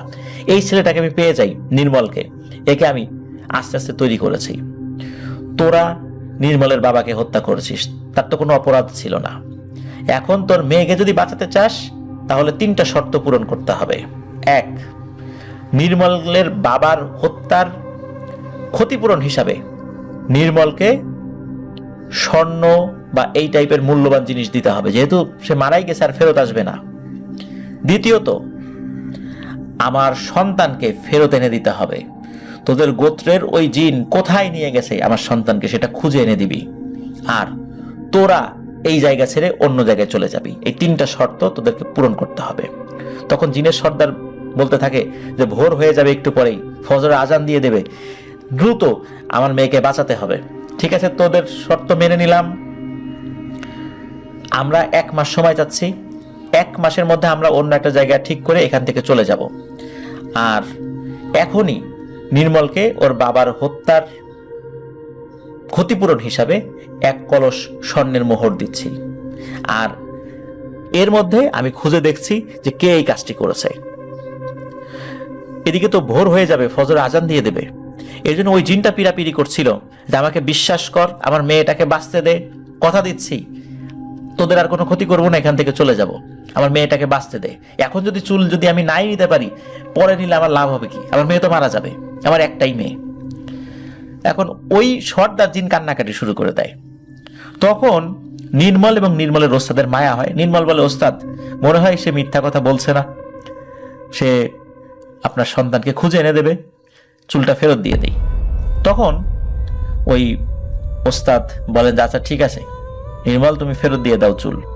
তো চুল ফেরত নেয়ার পর সাথে সাথে ওই সর্দার জিনটি পানির নিচে চলে যায়। চলে যাওয়ার কিছুক্ষণ পর তার মেয়ে সহ সে উপরে উঠে চলে আসে এবং এসে বলে যে, তোদের কাছে ওয়াদা করছিলাম, ওয়াদার বরখেলাপ করব না। আমি আমার একটা দলকে পাঠিয়েছি যে এই কাজটি কে করেছে তাকে ধরে নিয়ে আসতে, আর তোর ছেলে যদি জীবিত থাকে তুই জীবিত পাবি, কিন্তু যদি মারা গিয়ে থাকে এখানে আর আমাদেরকে করার কিছু থাকবে না। তো এভাবে বেশ কিছুক্ষণ কথা চলতে থাকে। ফজরের আজান দেবে দেবে ভাব, এমন একটা সময় হঠাৎ করে ওই জিনদের একটা দল চলে আসে। সেখানে ওই যে জিনটা ওই ছেলেটাকে নিয়ে চলে গিয়েছিল বহুদিন আগে, ওই জিনটাকে ধরে আনা হয়। আর যে ছেলেটাকে ধরে আনা হয় এর মধ্যে সে তো বেশ বড় হয়ে গেছে, তার চেহারাও কিছুটা পরিবর্তন হয়েছে, কিন্তু চেনা যাচ্ছে না বিষয়টা এরকম না। ওই ছেলেটাও তার বাবাকে দেখে চিনতে পারে। এরপর ওই জিনগুলো এখান থেকে বিদায় নিয়ে চলে যায়। তো নির্মল কিন্তু এরপরে ওই জায়গা ত্যাগ করে অনেক দূরে চলে এসেছিল। কারণ হলো ওই যে স্বর্ণ মুদ্রাগুলো পেয়েছিল, এইগুলো নিয়ে আবার কথা সৃষ্টি হতে পারে, গ্রামের লোকজন অনেক সমস্যা সৃষ্টি করতে পারে, এই জন্য সে তার মাকে নিয়ে চলে এসেছিল। তো এটাই ছিল ঘটনা। প্রিয় লিসেনার্স, এখানে একটি বিষয় দেখুন যে জিন নির্মলের পিতা কানাইকে হত্যা করেছে, আবার আর একটা জিন এই যে সুকুমার যিনি তার সন্তানকে নিয়ে গেছে। তো পিতৃহত্যার প্রতিশোধ একদিকে, যদিও বা প্রতিশোধ হিসাবে কোনো প্রাণ না নিতে পারলেও তার ওস্তাদ বলেছিল যে ক্ষতিপূরণ দিতে হবে, এই জন্য সে আর কিছু বলে নাই, সে সেখানে চুপ ছিল, ওস্তাদের যে কথা সে সেটা মেনে নিয়েছিল। আর একটা সন্তানকে পাওয়ার জন্য এই পিতা কত বছর ধরে সাধনা করেছে চিন্তা করেন একবার। সন্তানের প্রতি ভালোবাসা কতটুকু থাকলে তার সন্তানকে উদ্ধার করার জন্য সে এইরকম সাধনা করেছে। সে নিজে না পারলেও আরেকজনকে প্রস্তুত করেছে এবং তার মাধ্যম দিয়ে তার সন্তানকে ফেরত পেয়েছে। এই সুখ মিয়া ছিল বাবা মায়ের একমাত্র সন্তান। দরিদ্র ঘরে জন্ম নেয় খুব ছোটবেলা থেকেই সুখ মিয়ার কাজে মনোযোগ দিতে হতো। সুখ মিয়ার বাবা মাঠে কাজ করত এবং মাঝে মাঝে তার নৌকা নিয়ে বিলে ঝিলে রাত বিরেতে মাছ ধরত। অভাবের সংসার হলেও সুখ মিয়া ছিল বাবা মায়ের খুবই আদরের সন্তান। ছোটবেলা থেকে সুখ মিয়া ছিল সুদর্শন এবং সুঠাম দেহের অধিকারী। সুখ মিয়া ছোটবেলা থেকে মায়ের বাড়ির কাজে সাহায্য করত, পাশাপাশি বাবার কাজের জায়গায় গিয়ে দাঁড়িয়ে দেখতো বাবা কিভাবে কাজ করে। 15 বছর বয়স থেকে সুখ মিয়া তার বাবার সাথে রাতের বেলা বিলে মাছ ধরতে যেত।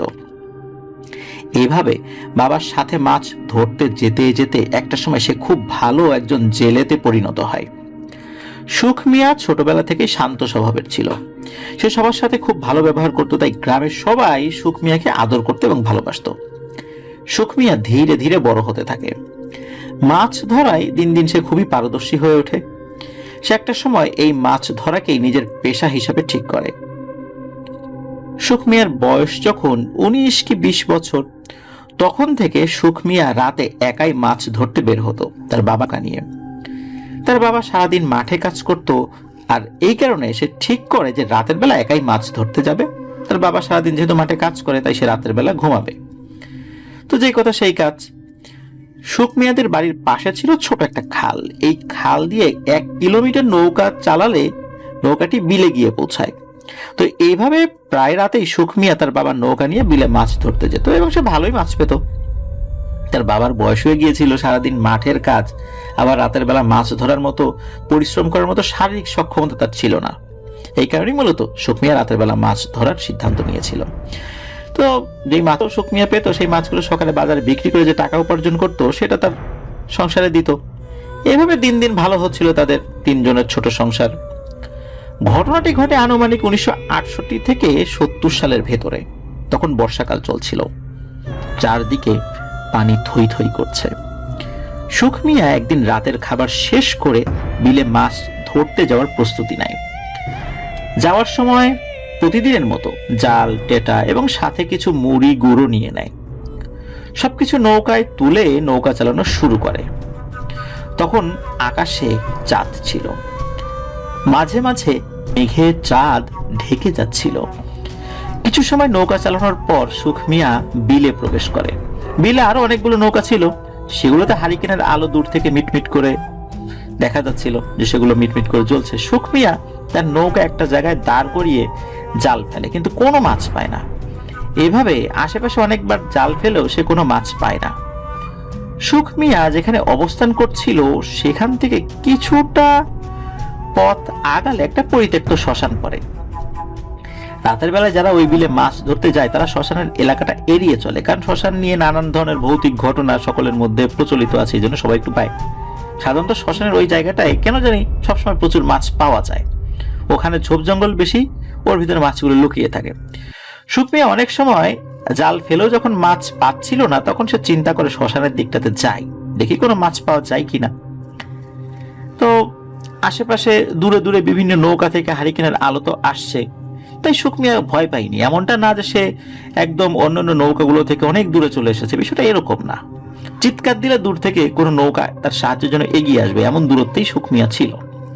তো সুখ মিয়া তার নৌকাটা নিয়ে শ্মশানের দিকে আগাতে থাকে আর জাল ফেলতে থাকে, কিন্তু পানি থাকার পরও সুখ মিয়ার জালে কোনো মাছ উঠছিল না। তার মনটা খুবই খারাপ হয়ে যায়, এত চেষ্টা করেও সে একটা মাছও পাচ্ছে না। নৌকা বাইতে বাইতে সে একটা সময় শ্মশানের কাছাকাছি পৌঁছায়। আলো আধারির রাতে দূর থেকে সুখ মিয়া পরিত্যক্ত শ্মশানটি দেখতে পায়। সুখ মিয়া যেখানে জাল ফেলতে থাকে কয়েকবার জাল ফেলার পরে সে জালে মাছ পেতে থাকে। এভাবে জাল ফেলে মাছ ধরতে ধরতে একটা সময় তার নৌকার যে মাছ ধরার যে জায়গাটা সেটা কিন্তু পরিপূর্ণ হয়ে যায়। সুখ মিয়া অনেক খুশি, সারা রাত অনেক চেষ্টা করে মাছ পায়নি, অথচ শ্মশানের কাছে জাল ফেলতেই তার নৌকা মাছে পরিপূর্ণ। মনে একটা প্রশান্তি ভাব, কিন্তু তখনও সে জানতো না তার সাথে আসলে কি হতে চলেছে, সামনে তার জন্য কি অপেক্ষা করছে। রাত তখন আনুমানিক কয়টা সেটা সুখ মিয়া ঠিক বলতে পারবে না। সুখ মিয়া চিন্তা করে মাছ তো অনেক পেলাম, এখন বাড়ির দিকে রওনা দিই। তখন সে আশেপাশে তাকায়, কিন্তু দূরে কোনো আলো দেখতে পায় না, তার মানে হচ্ছে দূরে কোনো নৌকা দেখা যাচ্ছে না। সে একটু ঘাবড়ে যায়, সে চিন্তা করে আশেপাশে কত নৌকা ছিল, এখন একটাও দেখছি না, আমার তো এত দূরত্বে চলে আসার কথা না, তাহলে কি সবাই বাড়ি চলে গেল? এটা ভেবে সে বাড়ির উদ্দেশ্যে রওনা দেয়। অল্প একটু যাওয়ার পরে বিলের পাড় থেকে সাদা ধুতি পরা এক লোক সুখ মিয়াকে ডাকতে থাকে, ও ভাই, ও ভাই, আমি অনেক বিপদে পড়ছি ভাই, আমাকে একটু নিয়ে যাও। তো সুখ মিয়া লোকটিকে দেখে খুবই অবাক হয়, এত রাতে শ্মশানের কাছে ধুতি পরা খালি গায়ে একটা লোক দাঁড়িয়ে সাহায্য চাইছে, যেখানে দিনের বেলাও মানুষ আসে না সেখানে রাতের বেলায় একটা মানুষ। সুখ মিয়া মনে মনে ভয় পায়। তখন তার মনে পড়ে এই শ্মশান এলাকায় ভয়ানক ঘটনা ঘটার কথা। তো এখানে এসে মানুষ ভয় পায়, হারিয়ে যায়, এমন অনেক ঘটনা গ্রামে প্রচলিত রয়েছে। তো সুখ মিয়া চিন্তা করে যে কোনো বিপদে টিপদে পড়লাম না তো আবার। এসব ভাবতে ভাবতে আবার ওই ধুতি পরা লোকটি ডাকছে, ও ভাই, ও ভাই, আমাকে নিয়ে যাও, আমি পাশের গ্রামে যাব, তো আমি অনেক বিপদে আছি, আমাকে নিয়ে যাও, এরকম বলছে। বারবার সব বলার কারণে ভয় পেলে সুখ মিয়ার মনে কিছুটা দয়া হয়। সে চিন্তা করছে লোকটি তো মানুষই, মানুষের মতোই দেখতে, মানুষের মতো কথা বলছে, দেখে তো মানুষই মনে হচ্ছে। চাঁদের আলো একবার মেঘে ঢেকে যাচ্ছে, আবার মেঘের বুক চিরে চাঁদের আলো বাইরে বেরিয়ে আসছে। অনেকবার ডাকাডাকি আর কাকতি মিনতি করার পর সুখ মিয়া তার নৌকা পাড়ে ভেড়ায়। তখন ওই ধুতি পরা লোকটি নৌকায় উঠে বসে, সাথে সাথে নৌকায় থাকা হারিকেন টপ করে নিভে যায়। নৌকায় উঠে ধুতি পরা লোকটা মাছগুলো যেখানে রাখা ঠিক সেখানে গিয়ে বসে। সুখ মিয়া আবার নৌকা বাইতে শুরু করে। সুখ মিয়া লোকটিকে বলে, আপনি কোথায় যাবেন? এত রাত্রে এই শ্মশানের কাছে কেন? আপনি এখানে আসছেনই বা কেন? আর আপনি এরকম ধুতি পরে আছেন, তো আবার খালি গায়ে। লোকটি একথা শুনে একটা দীর্ঘশ্বাস ফেলে, কিন্তু কোনো কথা বলে না। কিন্তু লোকটিকে দীর্ঘশ্বাস ফেললো এটা কিন্তু সুখ মিয়া খুব ভালোভাবেই বুঝতে পেরেছিল। সুখ মিয়া লোকটির মুখ দেখতে পাচ্ছিল পুরোপুরি, যতটুকু বোঝা যাচ্ছে মুখটা অনেক কালো, শরীরটাও কালো, কিন্তু শরীরে বেশ লোম রয়েছে। অনেক পুরুষ মানুষের দেখা যায় যে হাতে পায়ে বুকে পিঠে বেশ লোমশ থাকে, ওই রকম আর কি। উনি মানুষের শরীরে অনেক সময় অনেক লোম থাকে, ওই রকম টাইপের একটা লোক, কিন্তু সুখ মিয়া এরকম লোমওয়ালা লোক আগে কখনো আসলে এভাবে দেখেনি। সুখ মিয়ার কাছে বিষয়টা কিছুটা অস্বাভাবিক লাগে। তো ধুতি পরা লোকটা নৌকায় ওঠার পর থেকে কোনো কথা বলছে না। সুখ মিয়া বারবার বলছে, কাকা আপনি কোথায় যাবেন? আমি নামাই দিয়ে আসবো, আমারও তো বাড়িতে ফিরতে হবে। আপনি কথা বলছেন না কেন? কথা না বললে আমি কিভাবে বুঝবো আপনি কোন গ্রামে যাবেন? তখন ধুতি পরা লোকটা বলে, ওরে বাপু রে, তুই নৌকা চালাতে থাক, থামবি না। নৌকা যেখানে গিয়ে ধাক্কা লাগবে আমি সেখানেই নামবো। এটা বলে ধুতি পরা লোকটা নৌকার মাথায় গিয়ে বসে। এইসব কথা শুনে আবার শুকমিয়া অনেক ভয় পায়, কারণ নৌকা যেখানে ধাক্কা লাগবে সেখানে নামবে, আবার কেমন ধরনের কথা। শুকমিয়া যে বিপদে পড়ে গেছে এটা কিন্তু শুকমিয়া বুঝতে পেরেছে। শুকমিয়া জোরে জোরে বৈঠা বাইতে থাকে। কিছু দূর যাওয়ার পর শুকমিয়া চারদিকে তাকিয়ে দেখে যে শুকমিয়া ওই জায়গাটা চিনতে পারছে না। 5 বছর সে এই জায়গায় মাছ ধরছে, অথচ সেই জায়গায় এখন সে চিনতেই পারছে না। আশপাশ দেখে শুকমিয়ার মনে হচ্ছিল এই জায়গায় ও কখনো আসেই নাই, কিন্তু এখন সে এভাবে এখানে কিভাবে আসলো, কি হচ্ছে তার সাথে, সে কিছুই বুঝতে পারছে না। তখন সেই ধুতি পরা লোকটি বলে ওঠে, কিরে কি ভাবছিস, ভয় পাচ্ছিস? তোর ভয় নেই, আমি মাছ খেতে এসেছি, আমি এই শ্মশানেই থাকি। এখানে রাতে বা দিনে কোনো মানুষ আসে না। বিলের আশপাশ দিয়ে অনেক জেলে মাছ ধরে, কিন্তু শ্মশানের কাছে ভয়ে কেউ আসে না। তুই ভুল করে এখানে চলে এসেছিস, মাছও পেয়েছিস, এখন মাছগুলো আমাকে দে, আমি খাবো। অনেকদিন আমি মাছ খাই না। এসব কথা শুনে শুকমিয়ার গলা তো ভয়ে শুকিয়ে যায়। সে থতমত গলায় বলে, আপনি সব মাছ খেয়ে ফেলেন, কিন্তু আমার কোনো ক্ষতি করবেন না। তখন ধুতি পরা ওই পিশাচটি বলে ওঠে, আমি এখানে কত বছর ধরে থাকি জানিস? আমি এখানে 300 বছর ধরে থাকি। এখানে শ্মশান হওয়ার অনেক আগে থেকেই আমি থাকি। বহু মানুষ এখানে এসে ভয় পেয়ে মারা গেছে, তাই এখানে কোনো মানুষ আসতে চায় না। কিন্তু তুই জেনে শুনে মাছের লোভে এখানে এসেছিস, কাজটা তো তুই ঠিক করিস নাই রে বাপু। এটা বলে ধুতি পরা পিশাচটি ভয়ানক রূপ ধারণ করে। শুকমিয়া দেখে বিভৎস আর জানোয়ারের মতো একটা দানবে রূপ নেয় পিশাচটি, এবং অট্ট হাসিতে ফেটে পড়ে। নৌকার মাথা থেকে এক লাফে মাছের কাছে এসে সে মাছ খেতে শুরু করে। মাছগুলো খাচ্ছিল আর ভয়ঙ্কর জানোয়ারের মতো শব্দ করছিল পিশাচটি। শুকমিয়া এসব দেখে তো ভয়ে তার প্রাণ ওষ্ঠাগত, এখনই মারা যাবে এমন একটা অবস্থা। কোনো কথা বলতে পারছে না, নড়াচড়াও করতে পারছে না, শুধু অপলক দৃষ্টি তাকিয়ে দেখছে পিশাচটি কি করে। শুকমিয়ার মনে হচ্ছিল ভয় তার প্রাণটা বুকটা ছিঁড়ে বের হয়ে যাবে যে কোনো সময়। শুকমিয়ার মনে হচ্ছিল যে কোনো সময় জ্ঞান হারিয়ে ফেলবে, কিন্তু এত ভয়ানক দৃশ্য দেখার পরও কেন জানি শুকমিয়া জ্ঞানই হারায়নি। এভাবে কত সময় গেছে শুকমিয়া বলতে পারে না। একটা সময় ভয়ানক পিশাচটি মাছ খাওয়া শেষ করে নৌকার উপর দাঁড়ায় এবং ভয়ানক শব্দও করতে থাকে। শব্দ করতে করতে হঠাৎ পিশাচটি নৌকা থেকে বিলের পানিতে লাফ দিয়ে মিলিয়ে যায়। শুকমিয়া তখন তার শরীরটা নাড়াতে পারে এবং শরীরে শক্তি ফিরে পায়। সে তার মাছের দিকে তাকিয়ে চাঁদের লুকোচুরি হালকা আলোয় দেখে মাছের জায়গায় কাটা পড়ে আছে, কিন্তু মাছের গায়ে মাংস নাই। পিশাচটি সব খেয়ে ফেলেছে। মাছ খেয়ে ফেলেছে এটা নিয়ে তার কোনো দুঃখ নাই, সে যে প্রাণে বেঁচে গেছে এটাই তো সবচেয়ে বড় পাওয়া। শুকমিয়া চারপাশে তাকিয়ে দেখে ওই ভয়ানক পিশাচটিকে দেখা যায় কিনা, কিন্তু না, ওই পিশাচটিকে সে আর দেখতেও পায় না, আর ওটাকে সে দেখতে আর চায়ও না। কিন্তু সে আরো একটা জিনিস খেয়াল করে যে সে যেখানে আছে সেই জায়গাটা তার কাছে অপরিচিত। সে কখনো এই জায়গায় এসেছে বলে তার মনে পড়ে না। সে আর কিছু না ভেবে নৌকা জোরে জোরে বাইতে থাকে। কোন দিকে যাবে সে কিছুই বুঝতে পারছে না। সে শুধু নৌকা বেয়েই চলেছে আর বেয়েই চলছে, আর চিন্তা করছে, আল্লাহ রে, এটা কোথায় আসলাম, এখান থেকে বাড়িতে যাব কিভাবে? আবার যদি ভয়ানক পিশাচটি এসে তার ক্ষতি করে তাহলে তো আর কখনো মা বাবাকে দেখতে পাবো না। এমন নানান চিন্তা করছে, নৌকার বৈঠা বাইছে। এবার কত সময় ধরে নৌকা চালিয়েছে সে বলতে পারে না, কোন দিকে যাচ্ছে সেটাও বুঝতে পারছে না। এমন করতে করতে শুকমিয়ার নৌকা বিলের ভিতর এমন একটা জায়গায় চলে আসে, সেখানে আশেপাশে কিছু শব্দ সে শুনতে পায়। পানিতে মনে হচ্ছে কিছু সাঁতার কাটছে, আবার মনে হচ্ছে অনেকে একসাথে পানিতে ঝাপাঝাপি করলে যেরকম শব্দ হয় তেমন শব্দ হচ্ছে। শুকমিয়া বুঝতে পারছে না কিসের শব্দ হচ্ছে, কি হচ্ছে তার সাথে। সে কি আবার সেই পিশাচের খপ্পরে পড়লো কিনা এসব চিন্তা করে আর সে মনে মনে মারাত্মক ভয় পাচ্ছিল। ভয় পাওয়াটাই স্বাভাবিক। সেভাবে হয়তো সে আর কখনো বাড়ি ফিরতে পারবে না, সে আর কখনো তার মা বাবার সাথে দেখাও করতে পারবে না। এসব ভাবতে ভাবতে সে দেখতে পায় তার থেকে কিছুটা দূরে কয়েকটা মানুষের মতো বিলের ভিতরে ঝাপাঝাপি করছে। কিন্তু সে আরো একটা জিনিস খেয়াল করে, যেখানে নৌকা নিয়ে দাঁড়িয়ে আছে সে, সেখান থেকে আশেপাশে কোনো কুল কিনারা দেখা যাচ্ছে না, দূরে কোথাও বাড়িঘরও দেখা যাচ্ছে না, কোনো গাছপালাও দেখা যাচ্ছে না। সে ভাবে বিলের মাঝখানে থাকলে তো দূর থেকে বিলের পাড় দেখা যায়, পাড়ের গাছপালাও দেখা যায়, দূরের ঘর বাড়িও দেখা যায়, কিন্তু কিছুই দেখা যাচ্ছে না। শুকমিয়া আরো একটা জিনিস খেয়াল করে, তার নৌকাটা একটা জায়গায় দাঁড়িয়ে আছে, কোন নড়াচড়া করছে না। আর মানুষের মতো দেখতে অবয়বগুলো তার থেকে কিছুটা দূরে একটা সার্কেলের মতো জায়গায়, মানে একটা বৃত্তাকার জায়গায়, মানে গোলাকার জায়গায় ভিতরে পানিতে সাঁতার কাটছে আর ছাপাছাপি করছে। চাঁদের আলোতে সেই অবয়বগুলো দেখে বুঝতে পারে সেগুলো মেয়েদের অবয়ব। সুকমিয়া আরো একটা জিনিস খেয়াল করে, তার নৌকা তাদের দিকে যাচ্ছে না, আবার তারাও সাঁতার কেটে সুকমিয়ার নৌকার দিকে আসছে না। সুকমিয়ার মনে হচ্ছিল অবয়বগুলো তার দিকে তাকাচ্ছেই না, তারা তাদের মতো করে সাঁতার কাটছে, লাফালাফি করছে, আনন্দ করছে।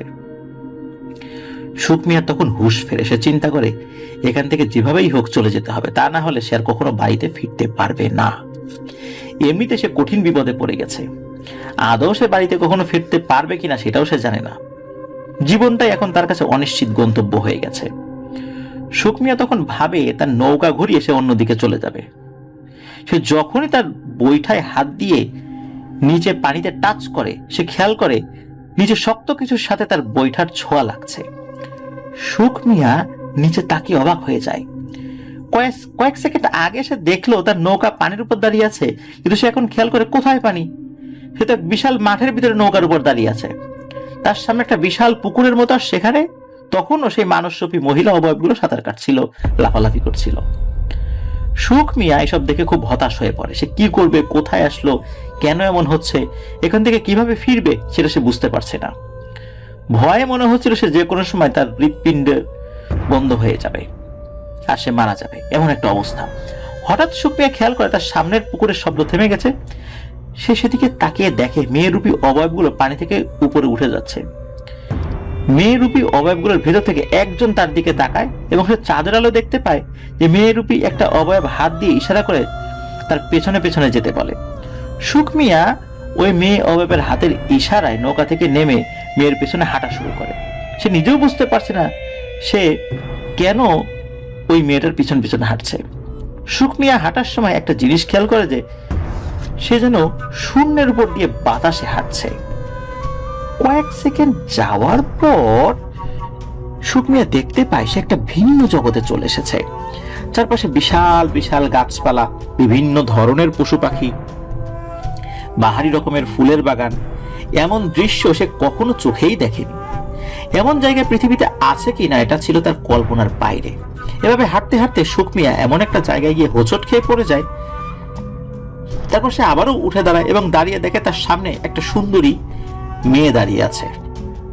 মেয়েটা তাকে বলে, আপনি ভয় পাবেন না, আমরা পড়ি, আপনি এখন জিন রাজ্যে চলে এসেছেন।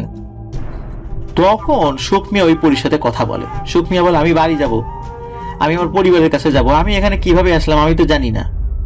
তখন পরীটা বলে, আমাদের বাড়িতে 2 দিন পর বিয়ের অনুষ্ঠান আছে আমার বোনের, আপনি আমাদের বাড়িতে থাকেন, আমি আমার পরিবারকে বলবো আপনি আমার বন্ধু, বিয়ে হয়ে গেলে আমি আপনাকে আপনার বাড়িতে পৌঁছে দেবো, আমি কথা দিচ্ছি আপনার কোনো সমস্যা হবে না, আপনি নিশ্চিন্তে থাকতে পারেন। তখন মূলত সুকমিয়া পরীর বোনের বিয়ে অবধি সেখানে থাকতে রাজি হয়, কিন্তু তার মন তো তার পরিবারের জন্য কাঁদছে, তার বাড়ির কথা খুব মনে পড়ছে। তখন পরীটি বলে, আপনি আমার সাথে আসেন। সুকমিয়া পরীটার পিছন পিছন হাঁটছিল, চারপাশ দেখছিল। কি বিশাল বিশাল রাজকীয় প্রাসাদ, বিশাল বিশাল ফুলের বাগান, চারপাশে মানুষের মতো দেখতে লোকজন, কিন্তু অনেক লম্বা। সবাই তার দিকে তাকিয়ে আছে আর নিজেদের ভিতর কি যেন বলা বলি করছে। হঠাৎ একটা সময় বিশাল এক প্রাসাদের সামনে গিয়ে তারা উপস্থিত হয়। তখন পরীটি বলে, এটাই আমার বাড়ি, আমি এখানেই থাকি, চলেন ভিতরে, আমার বাবা মায়ের সাথে পরিচয় করিয়ে দেব। তখন সুকমিয়া বলে, আপনার নাম কি? তখন পরীটি বলে, আমার নাম নুসাইবা। তখন পরীটি বলে, আপনার নাম আমি জানি, আপনাকে বলতে হবে না, চলেন ভেতরে যাই। তখন তারা দুজনে প্রাসাদের ভিতরে প্রবেশ করে। ভিতরে ঢুকে সুকমিয়ার মাথায় আকাশ ভেঙে পড়ার মতো অবস্থা। এসব সে কি দেখছে? ভিতরে বিশাল বিশাল পালঙ্ক, দারুণ কারুকার্যের সব ফার্নিচার, বাহারি ডিজাইনের জিনিসপত্র দিয়ে ঘরের ভিতর সুসজ্জিত করে রাখা। ভেতরে ঢুকে দেখে চেয়ারে সাদা দাড়িওয়ালা মধ্যবয়স্ক একজন ভদ্রলোক বসে আছে, অনেক সুদর্শন একজন পুরুষ, তার শরীর থেকে অনেক সুগন্ধি বের হচ্ছে। তখন পরীটি সুকমিয়াকে পরিচয় করিয়ে দেয়, বলে যে এটা আমার বাবা, আর বাবাকে বলে উনি আমার বন্ধু, ওনাকে নিয়ে এসেছি আমার বোনের বিয়ের জন্য, বিয়ে শেষ হলে আবার দিয়ে আসবো। তখন সুকমিয়ার সাথে পরীর বাবার পরিচয় হয়। তখন পরীর বাবা তার থাকার জন্য একটা ঘর দেখিয়ে দেয় এবং বলে, তুমি বিশ্রাম করো বাবা, তোমার খাবার পাঠিয়ে দেব। সুকমিয়া মাথা নাড়িয়ে তাকে দেয়ার রুমে গিয়ে একটা চেয়ারে বসে পড়ে এবং বসে বসে ভাবে, আমি কোথায় আসলাম, কবে বাড়ি যাব, কিভাবে বাড়ি যাব, আদতে আমাকে বাড়িতে দিয়ে আসবে কিনা এরা, নাকি চিরকাল এখানে বন্দী হয়ে থাকতে হবে, এই সব চিন্তা তার মাথার ভিতরে। এদিকে সারা রাত জাল দিয়ে মাছ ধরায় তার শরীরটা তো আর নড়ছে না। ক্লান্ত হয়ে সুখ মিয়া চেয়ারেই ঘুমিয়ে পড়ে। হঠাৎ নুসাইবা পরীর ডাকে তার ঘুম ভেঙে যায়। ঘুম থেকে উঠে দেখে তার সামনে রয়েছে নানান ধরনের খাবার। এ সকল খাবার সে জীবনেও চোখে দেখেনি, সাথে বিভিন্ন ধরনের মিষ্টিও রয়েছে। নুসাইবা পরী তখন সুখ মিয়াকে বলে, আপনি অনেক ক্লান্ত আমি জানি, আপনি খাবারগুলো খেয়ে নেন, তারপর ঘুমিয়ে পড়েন, পরে আপনাকে সব ঘুরে দেখাবো। সুখ মিয়া প্রথম প্রথম খেতে ভয় পাচ্ছিল। এটা দেখে নুসাইবা পরী বলে, আপনি নিশ্চিন্তে খেয়ে নেন, খাবারে কোনো সমস্যা নেই, আর এই খাবার খেলে আপনাকে চিরকাল এখানে আটক থাকতে হবে না। তো নুসাইবা পরী অভয় দেওয়ার পর মূলত সুখ মিয়া খাবার খায়। সুখ মিয়া তার বাবা মাকে বলেছিল যে এত সুস্বাদু খাবার সে জীবনে কোনোদিন খাওয়া তো দূরের কথা, জীবনে কখনো সে চোখেও দেখেনি। তো সবকিছু থেকে একটু একটু করে খেয়ে সুখ মিয়া ঘুমিয়ে পড়ে। কত সময় ঘুমিয়েছে, কয়টা বাজে, তখন কি দুপুর না বিকেল সে কিছুই বুঝতে পারে না, কারণ সে এক ভিন্ন জগতে রয়েছে। হঠাৎ মুসাইবার বাবার ডাকে সুখ মিয়ার ঘুম ভাঙে। সুখ মিয়া থতমত করে উঠে বসে। তখন মুসাইবার বাবা সুখ মিয়াকে বলে, বাবা কেমন ঘুম হয়েছে, তুমি তো অনেক সময় ঘুমিয়েছো, তুমি রেডি থাকো, মুসাইবা তোমাকে এলাকা ঘুরিয়ে দেখাবে। আমার ভাইয়ের মেয়ের বিয়ে, এজন্যই আমার মেয়ে তোমাকে এখানে নিয়ে এসেছে। তুমি যে ইনসান এটা তোমাকে দেখেই বুঝেছি, তুমি চিন্তা করো না। মুসাইবার সাথে থাকলে আশা করছি এখানে কেউ তোমাকে কিছু বলবে না। বিয়ের অনুষ্ঠান শেষ হলে আমার মেয়ে তোমাকে তোমার বাড়িতে পৌঁছে দেবে। তখন মুসাইবা চলে আসে এবং বলে, চলেন আপনাকে নিয়ে ঘুরতে বের হই। সুখ মিয়ার মনে হচ্ছিল সে কোনো একটা ঘোরের মধ্যে আছে। তারা যা বলতেছে সে মন্ত্রমুগ্ধের মধ্যে সে শুনছে। মুসাইবা আর সুখ মিয়া বাইরে বের হয়। মুসাইবা তাকে তাদের এলাকা ঘুরিয়ে দেখাতে থাকে। চারপাশ কত সুন্দর, কত পরিপাটি, সুন্দর সুন্দর ফুলের বাগান, বড় বড় পুকুর, বিভিন্ন ধরনের গাছপালা, সবকিছু মিলিয়ে সুখ মিয়া যতই দেখছে ততই মুগ্ধ হচ্ছে।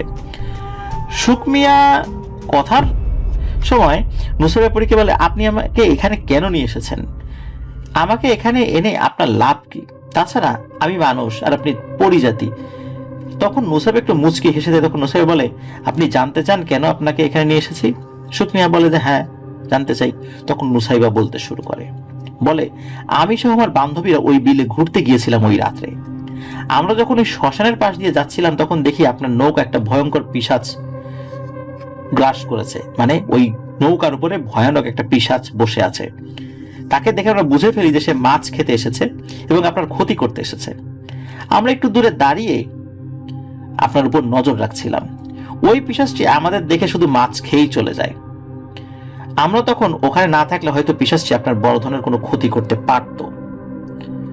পিশাচটি যখন মাছ খাওয়ার পর চলে যায় তখন দেখি তার কিছু পরিচিত পিশাচ আপনার আশেপাশে বিচরণ করছে, যেটা কিন্তু আপনি দেখতে পান নাই। তখন আমরা আপনার নৌকা বিভিন্নভাবে আমাদের কাছে নিয়ে আসি, কিন্তু আপনি সেটা বুঝতে পারেননি। তখন পুকুরে গোসল করার অজুহাতে আমরা আপনাকে দেখা দেই। তখন সুখ মিয়া নুসাইকে বলে, আপনি আমার অনেক বড় উপকার করেছেন, আপনি যদি আমাকে আমার বাড়ি পৌঁছে দিতেন তাহলে আমি আপনার কাছে চিরকৃতজ্ঞ থাকতাম। তখন নুসাইবা বলে, আপনি কোনো চিন্তা করবেন না, আপনি নিরাপদে আছেন, আমার বোনের বিয়ে শেষ হলে আমি আপনাকে আপনার বাড়িতে পৌঁছে দেব। এবার দুজনের মধ্যে অনেক কথাবার্তা হয়। নুসাইবা তার চাচাতো বোনের সাথে সুখ মিয়ার পরিচয় করিয়ে দেয়, তার চাচা সহ তাদের রিলেটিভদের সাথে মানে আত্মীয়দের সাথে সুখ মিয়ার পরিচয় করিয়ে দেয়। এভাবে একটা সময় নুসাইবার বোনের বিয়ে সম্পন্ন হয় এবং বিয়ের সবকিছুতে সুখ মিয়া উপস্থিত ছিল। সে সবকিছু নুসাইবার বদলতে উপভোগ করতে পেরেছে। কেননা একজন ইনসান হয়ে জিনেদের দেশে যাওয়া বা সেখানে গিয়ে তাদের সাথে মিশে যাওয়া, তাদের অনুষ্ঠানে অংশগ্রহণ করা, এটা খুবই একটা দুরূহ বিষয়। এই কয়েকদিনের কথাবার্তায় সুখ মিয়া আর নুসাইবার ভিতরে একটা ভাব জমে যায়। দুজনের ভিতর অনেক টান অনুভূত হয়। বিয়ের অনুষ্ঠান শেষ হলে সুখ মিয়া নুসাইবাকে বলে, আমি বাড়িতে যেতে চাই, কারণ আমার মা বাবা আমার জন্য চিন্তা করছে, কারণ আমি আমার মা বাবার একমাত্র সন্তান। আমি এতদিন বাড়িতে নেই, তারা আমার জন্য অনেক চিন্তা করছে। এতদিনে দুজন কথা বলতে বলতে আপনি থেকে তুমিতে চলে গেছে, মানে তারা তুমি তুমি করে বলা শুরু করেছে আর কি। দুজনের মধ্যে কিছুটা ভাব জমে গেছে। সুখ মিয়া নুসাইবার আতিথেয়তায় মুগ্ধ হয়েছে। নুসাইবা তখন সুখ মিয়াকে বলে, চলো তোমাকে তোমার নৌকা সহ তোমার বাড়িতে পৌঁছে দিয়ে আসি। তোমার নৌকা এতদিন আমার হেফাজতে ছিল, তুমি যদি আমার সাথে দেখা করতে চাও তাহলে আমাকে নির্জনে স্মরণ করবা, তাহলে আমি তোমার কাছে চলে আসবো। কিন্তু একটা শর্ত আছে, সেটা হলো এতদিন তুমি কোথায় ছিলে এটা কারোর সাথে শেয়ার করতে পারবা না, এমনকি তোমার পরিবারের সাথেও না। আমি যখন বলবো তার আগে কাউকে জানানো যাবে না, আমি বললেই কাউকে জানাবা, কাউকে জানলে তোমারও ক্ষতি হবে আমারও ক্ষতি হবে।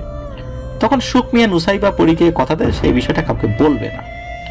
তখন তাদের সামনে একটা ঘোড়া আসে আর নুসাইবা বলে, তুমি এই ঘোড়ায় উঠে বসো এবং চোখ বন্ধ করো, আর তোমার নৌকা তোমার বাড়ির পাশের খালে বাঁধা থাকবে। তখন সুখ মিয়া ঘোড়ায় উঠে বসলে ঘোড়া চলতে শুরু করে। কয়েক সেকেন্ড পরেই সুখ মিয়া একটা কিছুর সাথে হোঁচট খেয়ে পড়ে যায়। তখন সে চোখ খুলে দেখে সে তার বাড়ির উঠোনে পড়ে আছে। তখন সে তার মা বাবাকে ডাক দেয়। তার মা বাবা ঘরের ভিতরে ছিল। তারা তাদের হারিয়ে যাওয়া সন্তানের কণ্ঠ শুনে বাইরে বেরিয়ে আসে। তখন তার বাবা মা সুখ মিয়াকে দেখে জড়িয়ে ধরে এবং কান্নাকাটি করতে থাকে। তখন ভর দুপুর সুখ মিয়ার বাবা মা সুখ মিয়াকে বলে, তুই এতদিন কোথায় ছিলি? 17 দিন তুই বাড়ির বাইরে ছিলি। ওই দিন রাতে যে নৌকা নিয়ে বিলে মাছ ধরতে গেলি, এরপর তো তোর কোনো খবরই নাই। কত খুঁজেছি তোকে, কোথাও খুঁজে পাইনি। অনেক হুজুর কবিরদের কাছে গেছি, কেউ তোর সন্ধান দিতে পারে নাই। কোথায় ছিলি রে বাবা? তুই যে ফিরে এসেছিস সেটাই আমরা খুশি, আমাদের আর কিছু চাই না। আজ থেকে তোর মাছ ধরার দরকার নাই, তুই অন্য কাজ কর। এই সব শুনে সুখ মিয়া তো আকাশ থেকে পড়ে এমন একটা অবস্থা। সে তার বাবা মাকে বলে, 17 দিন মানে? আমি তো সর্বোচ্চ 2 দিন হলো বাড়িতে আসি না, 17 দিন কিভাবে হলো? তখন তার বাবা মা তাকে বোঝায় যে গত 17 দিন সুখ মিয়া নিরুদ্দেশ ছিল। সুখ মিয়া বিষয়টা মিলাতে পারে না, কারণ তার কাছে মনে হচ্ছে 2 দিন, কিন্তু সেটা কিভাবে 17 দিন হয়। এসব নিয়ে আর কথা বাড়ায় না সুখ মিয়া, কারণ কথা বাড়ালে আবার ওই গোপন কথাটা বেরিয়ে যেতে পারে। এভাবে দিন কাটতে থাকে সুখ মিয়ার। কিন্তু নুসাইবাকে কিছুতেই ভুলতে পারছে না সুখ মিয়া। সারাদিন শুধু নুসাইবার কথা চিন্তা করে সুখ মিয়া। নুসাইবাকে দেখার জন্য সুখ মিয়ার মনটা উতলা হয়ে ওঠে। একদিন রাতের বেলা সুখ মিয়া ওয়াশরুমে যাওয়ার উদ্দেশ্যে বাইরে বের হয়। গ্রামের ওয়াশরুমগুলো তো বাড়ি থেকে বাইরেই থাকে। তো সুখ মিয়াদের বাড়ির পাশে একটা বড়ই গাছ ছিল, তার পাশে ছিল তাদের ওয়াশরুম। সুখ মিয়া ওয়াশরুমে যাওয়ার সময় বড়ই গাছটার দিকে তাকায়।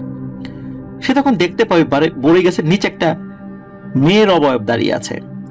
চাঁদের আলোতে যতটুকু বোঝা যাচ্ছে ওটা আর কেউ না, ওটা সেই নুসাইবা পরী। এটা দেখে সুখ মিয়া ভীষণ খুশি হয়। তখন নুসাইবা পরী সুখ মিয়াকে হাত দিয়ে ইশারা করে ডাক দেয় এবং সুখ মিয়া নুসাইবার কাছে যায়। তখন সুখ মিয়াকে বলে, তুমি এখানে তাও তখন সুখ মিয়া আর কি নুসাইবাকে বলে, তুমি এখানে তাও এত রাত্রে? তখন নুসাইবা বলে, আমরা তো দিনে দেখা দিতে পারি না, এতদিন সুযোগের অপেক্ষায় ছিলাম, আর এখন সুযোগ পেয়ে গেলাম তোমার সাথে দেখা করার। তোমার কথা অনেক মনে পড়ছিল। তো সুখ মিয়া তখন বলে ওঠে, তোমার কথা তো আমার অনেক মনে পড়ে। তখন তারা কিছু সময় কথা বলে। হঠাৎ নুসাইবা বলে, এখন আমি চলে যাচ্ছি, আমার যখন ইচ্ছা হবে দেখার আমি চলে আসবো, আর তোমার ইচ্ছা যদি হয় তাহলে গভীর রাত্রে এখানে এসে তুমি আমাকে স্মরণ করলে আমি চলে আসবো। তো এইভাবেই প্রিয় লিসেনার্স কেটে যায় প্রায় 2 বছর। এর ভিতরে তাদের প্রায় দেখা হতো, কথা হতো, ভাব বিনিময় হতে হতে একটা সময় তারা দুজনকে অনেক ভালোবেসে ফেলে। কিন্তু এটা তো অনেক কঠিন বিষয়, কারণ 2 জন ভিন্ন জাতি। একদিন নুসাইবা সুখ মিয়াকে বলে তার বাড়িতে মা বাবাকে নুসাইবার কথা জানাতে এবং হারিয়ে যাওয়া 17 দিন কি ঘটেছিল, কেন সেখানে নিয়ে গিয়েছিল সেগুলো বলতে। তাদের সম্পর্ক সুখ মিয়ার পরিবার মেনে নেবে কিনা সেই বিষয়ে কথা বলতে।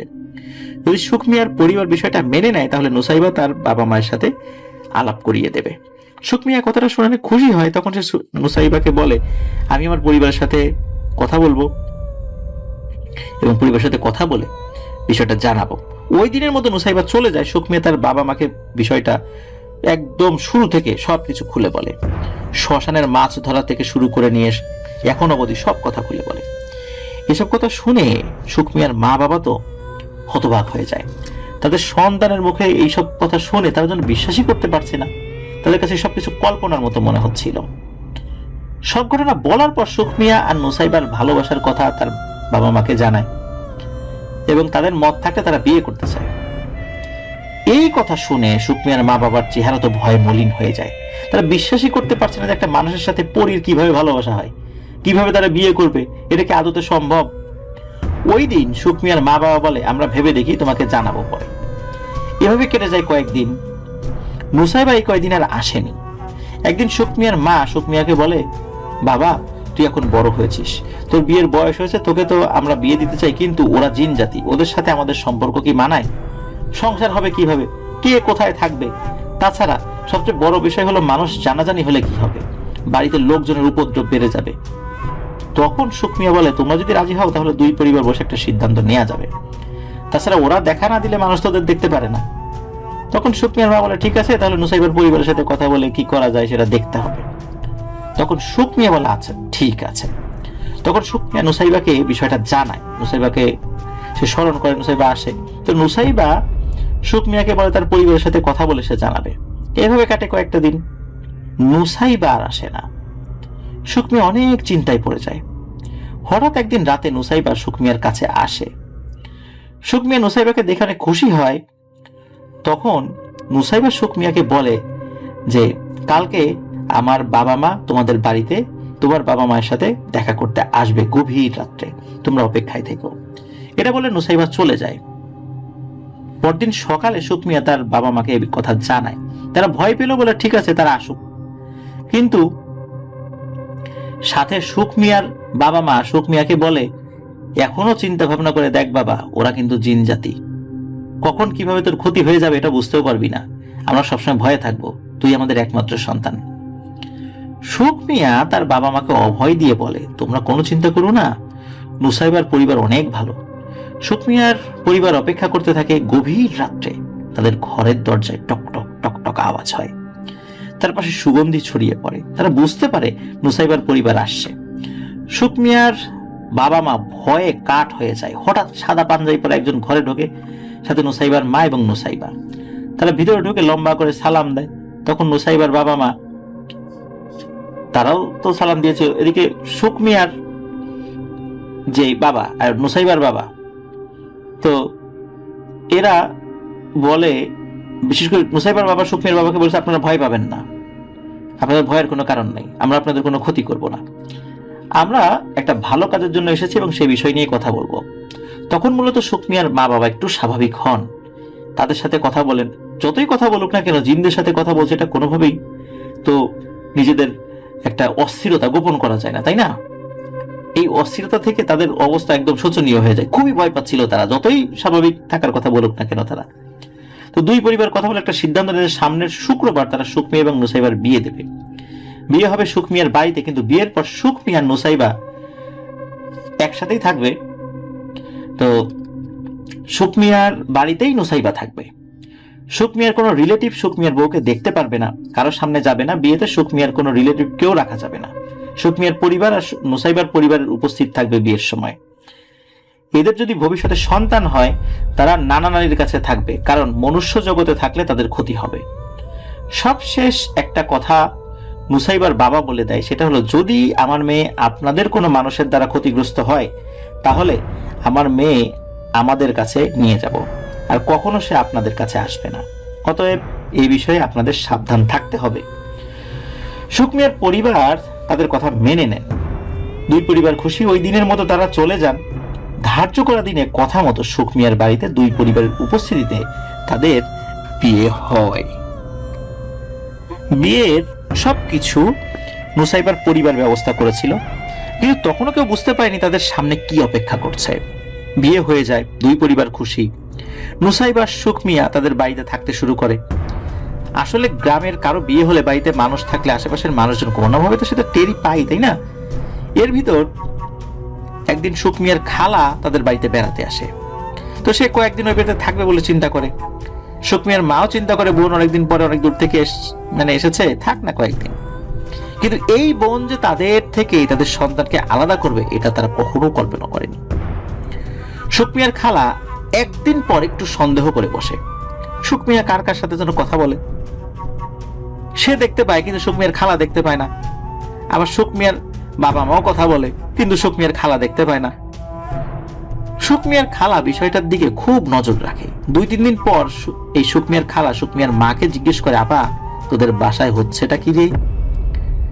সুখ মিয়া, আর তোরা কার কার সাথে কথা বলিস?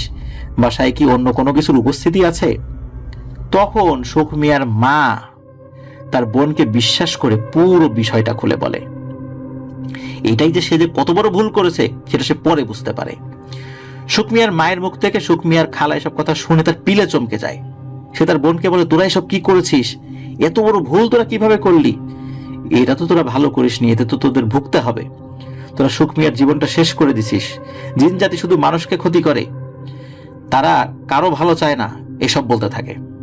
তখন সুখ মিয়ার মা তার বোনকে অনেক বুঝায়, কিন্তু বোন এই বিষয়টি মেনে নিতে পারে না, কারণ তার একমাত্র বোনের সন্তানের অনিশ্চিত জীবন, এটা সে মনে করে সে মেনে নিতে পারেনি। সুখ মিয়ার মা তার বোনকে এই কথা কাউকে বলতে কড়াভাবে নিষেধ করে দেয়। সুখ মিয়ার খালা রাগে ক্ষোভে ওই দিনই বোনের বাড়ি থেকে কাজের অজুহাত দেখিয়ে নিজের বাড়িতে চলে যায়।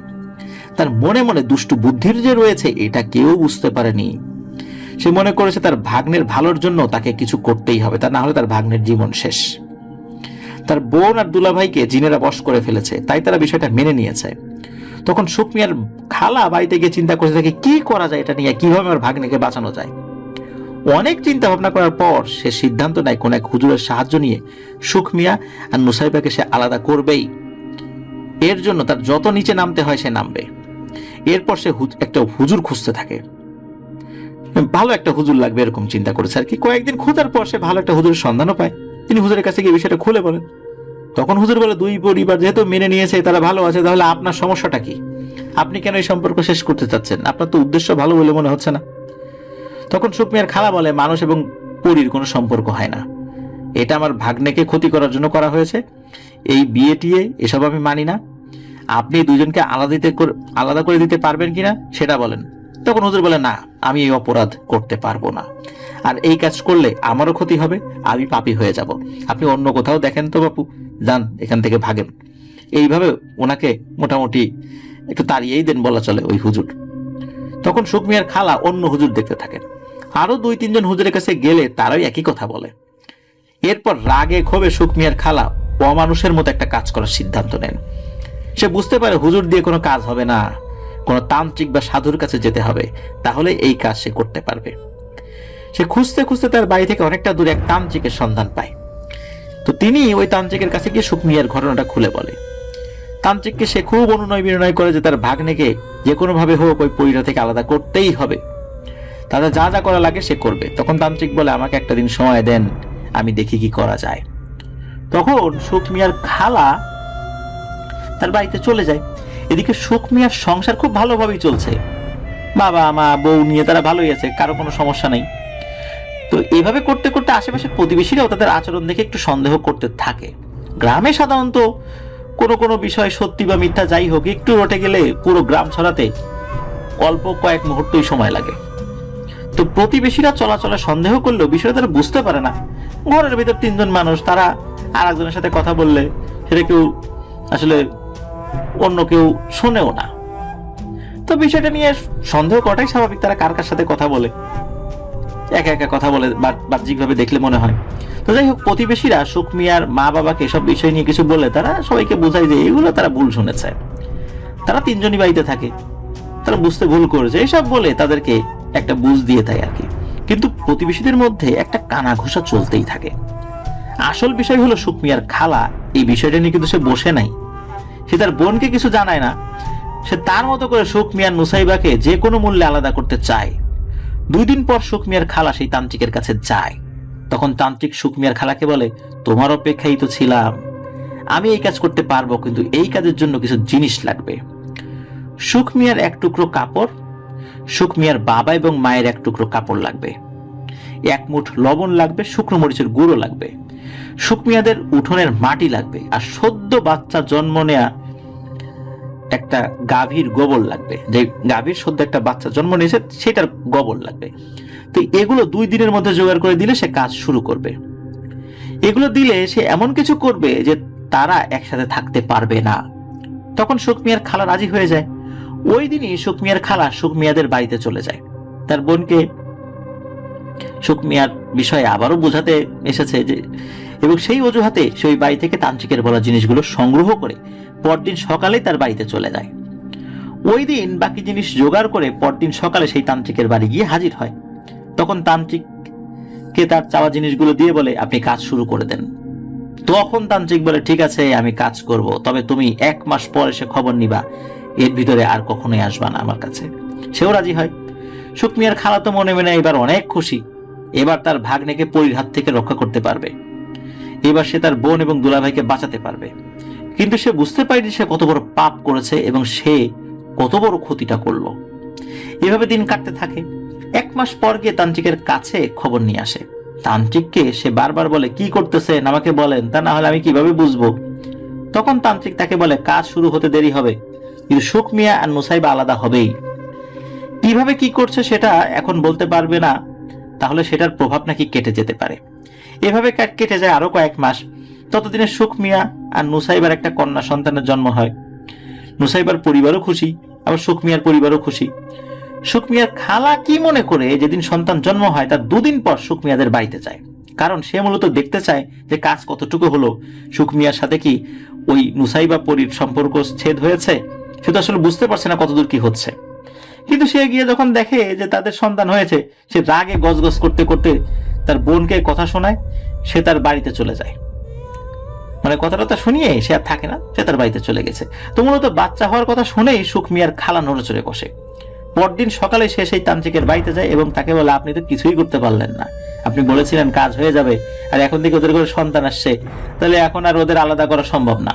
আপনি না পারলে আমাকে বলতেন, আমি অন্য চেষ্টা করতাম।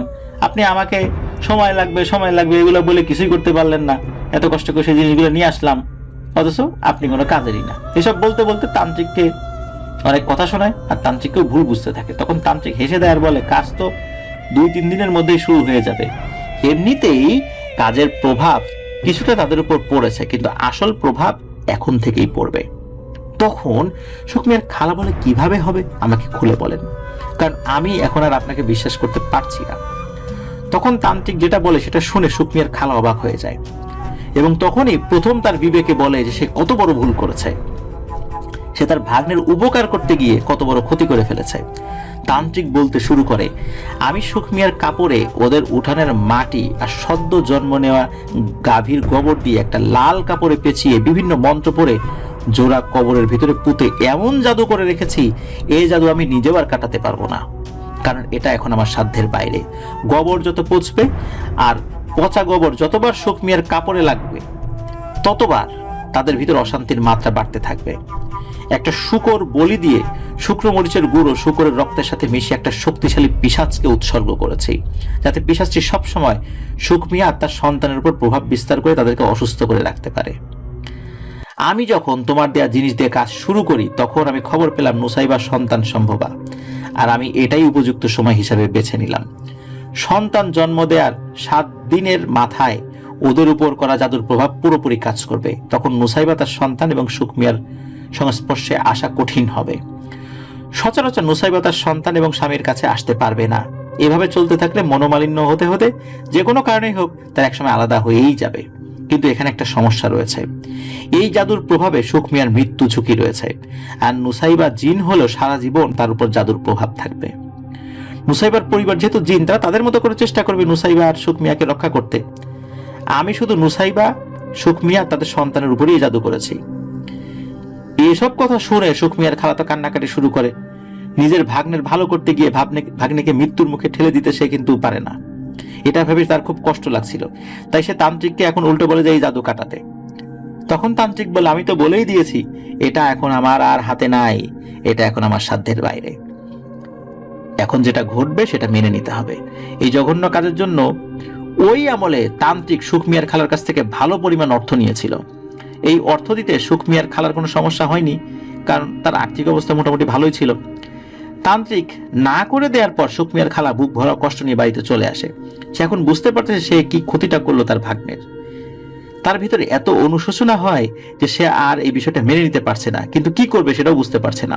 সবকিছু মিলিয়ে সে বুঝতে পারছে যে সে 2টা পরিবারের সাথে কত বড় বেইমানি করেছে, আর এটার জন্য যে তার কোনো ক্ষমা নাই সেটাও সে উপলব্ধি করতে পারছে। ওদিকে সুখ মিয়ার সন্তান জন্মের 7 দিনের মাথায় নুসাইবার শরীরে জ্বালা পোড়া শুরু হয়ে যায়। তাদের সন্তান সবসময় কান্নাকাটি করে। নুসাইবা সন্তানের কাছে আসার ভেতরে এক ধরনের একটা অনীহা সৃষ্টি হতে থাকে। সুখ মিয়া আর সুখ মিয়ার পরিবার এসব দেখে হতবাক হয়ে পড়ে। কি হচ্ছে তাদের পরিবারের সাথে কিছুই বুঝতে পারছে না। নুসাইবা তার পরিবারকে বিষয়টা জানায়। তখন তারা এসে তাদের মেয়ে এবং নাতনিকে দেখে যায়। মেয়েকে যখন তারা দেখতে আসে তখন নুসাইবার বাবার মুখটা কালো হয়ে গিয়েছিল। সে বুঝতে পারছিল কোনো মানুষের দ্বারা তার মেয়ে ক্ষতিগ্রস্ত হয়েছে। তখন তারা কিছু না বলে চলে যায় এবং যাওয়ার সময় শুধু বলে নুসাইবা আর তার বাচ্চাকে দেখে রাখতে এবং সাবধানে রাখতে। নুসাইবার সন্তানের খেয়াল করে না ঠিক মতো, সুখ মিয়ার খেয়াল রাখে না ঠিক মতো। এই বিষয়টাও সুখ মিয়া নর্মাল ভাবে নেয় না, সেও নুসাইবার সাথে এটা নিয়ে ঝগড়াঝাটি করে। আসলে নুসাইবা আর তার সন্তানের উপর জাদুর প্রভাব এমন ভাবে পড়েছে যাতে তাদের সুস্থ থাকাই কঠিন। সেখানে সংসার করা প্রায় অস্বাভাবিক হয়ে গেছে। নুসাইবার বাবা বিষয়টা জানতে পারে যে তার মেয়েকে সুখ মিয়ার কাছ থেকে আলাদা করতে ভয়ানক কালো জাদু করা হয়েছে। এই কাজ সুখ মিয়ার খালা এক তান্ত্রিককে দিয়ে করিয়েছে, যাতে করে এই সংসারটা না টিকে। তখন তখন নুসাইবার বাবা নুসাইবার সাথে দেখা করতে আসে। মেয়েকে দেখে আর নাতনিকে দেখে নুসাইবার বাবা চোখের পানি আর ধরে রাখতে পারে না। এদিকে নুসাইবার শরীর দিন দিন শুকিয়ে যায়। নুসাইবার সন্তানও সবসময় কান্নাকাটি করে আর অস্বাভাবিক আচরণ করে। আবার সুখ মিয়াও এসব মেনে নিতে পারে না। তখন এই নুসাইবার বাবা নুসাইবাকে সব খুলে বলে এবং নুসাইবাকে বলে, তোকে আমরা নিয়ে যেতে এসেছি, এখানে থাকলে তুই মারা যাবি, তোকে নিয়ে আমরা আগে চিকিৎসা করাবো, তোর উপর থেকে জাদুর প্রভাব কাটাতে হবে আগে। এসব শুনে নুসাইবার মাথায় যেন আকাশ ভেঙে পড়ে। তখন তার বাবাকে বলে, সব কে করেছে?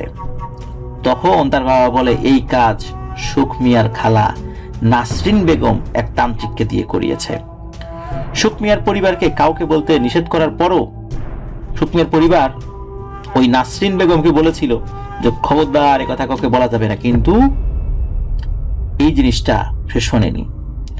আর সুখ মিয়ার পরিবারকেও বলা হয়েছিল যেন এই বিষয়টা কাউকে না জানায়, কিন্তু সুখ মিয়ার মা সে তার বোনকে এই কথাটা বলে দেয়। মূলত সুখ মিয়ার এই সুখ তার খালার সহ্য হয়নি। মূলত সে ভালো উদ্দেশ্য করলেও সে চূড়ান্ত পরিণতিতে এটার কারণে খারাপ কাজটাই করেছে। তো এসব কথা শুনে নুসাইবা তার বাবার সাথে যেতে রাজি হয়। তখন নুসাইবার বাবা সুখ মিয়া এবং তার মা বাবাকে সব ঘটনা খুলে বলে।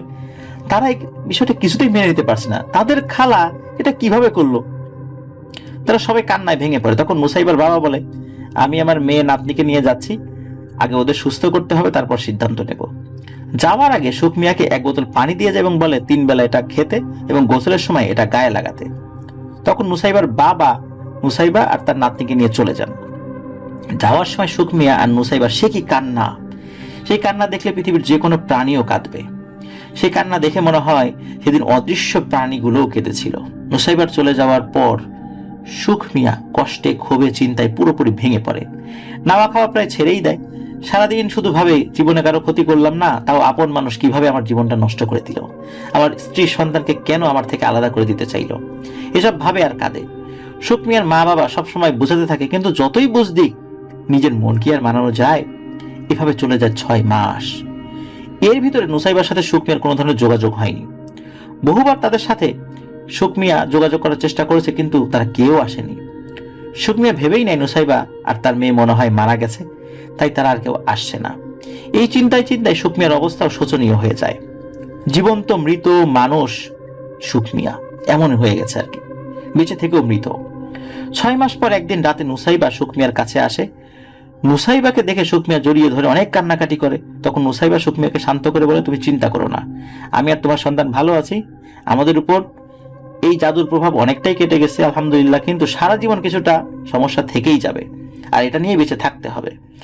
আমার মেয়েকে নিয়ে আসেনি, কারণ আমার মেয়েকে তার নানা নানি এখানে রাখতে চায় না, আমাকেও তারা এখানে রাখবে না, আমরা আমাদের জগতেই থাকবো। তোমার কাছে অনুমতি চাইতে এসেছি, এখানে থাকলে মানুষের দ্বারা আমাদের ক্ষতি হওয়ার অনেক সম্ভাবনা থাকে, তাই এই সমস্যায় না পড়াই ভালো, এতে আমার তোমার এবং আমাদের সন্তানের জন্যই ভালো হবে।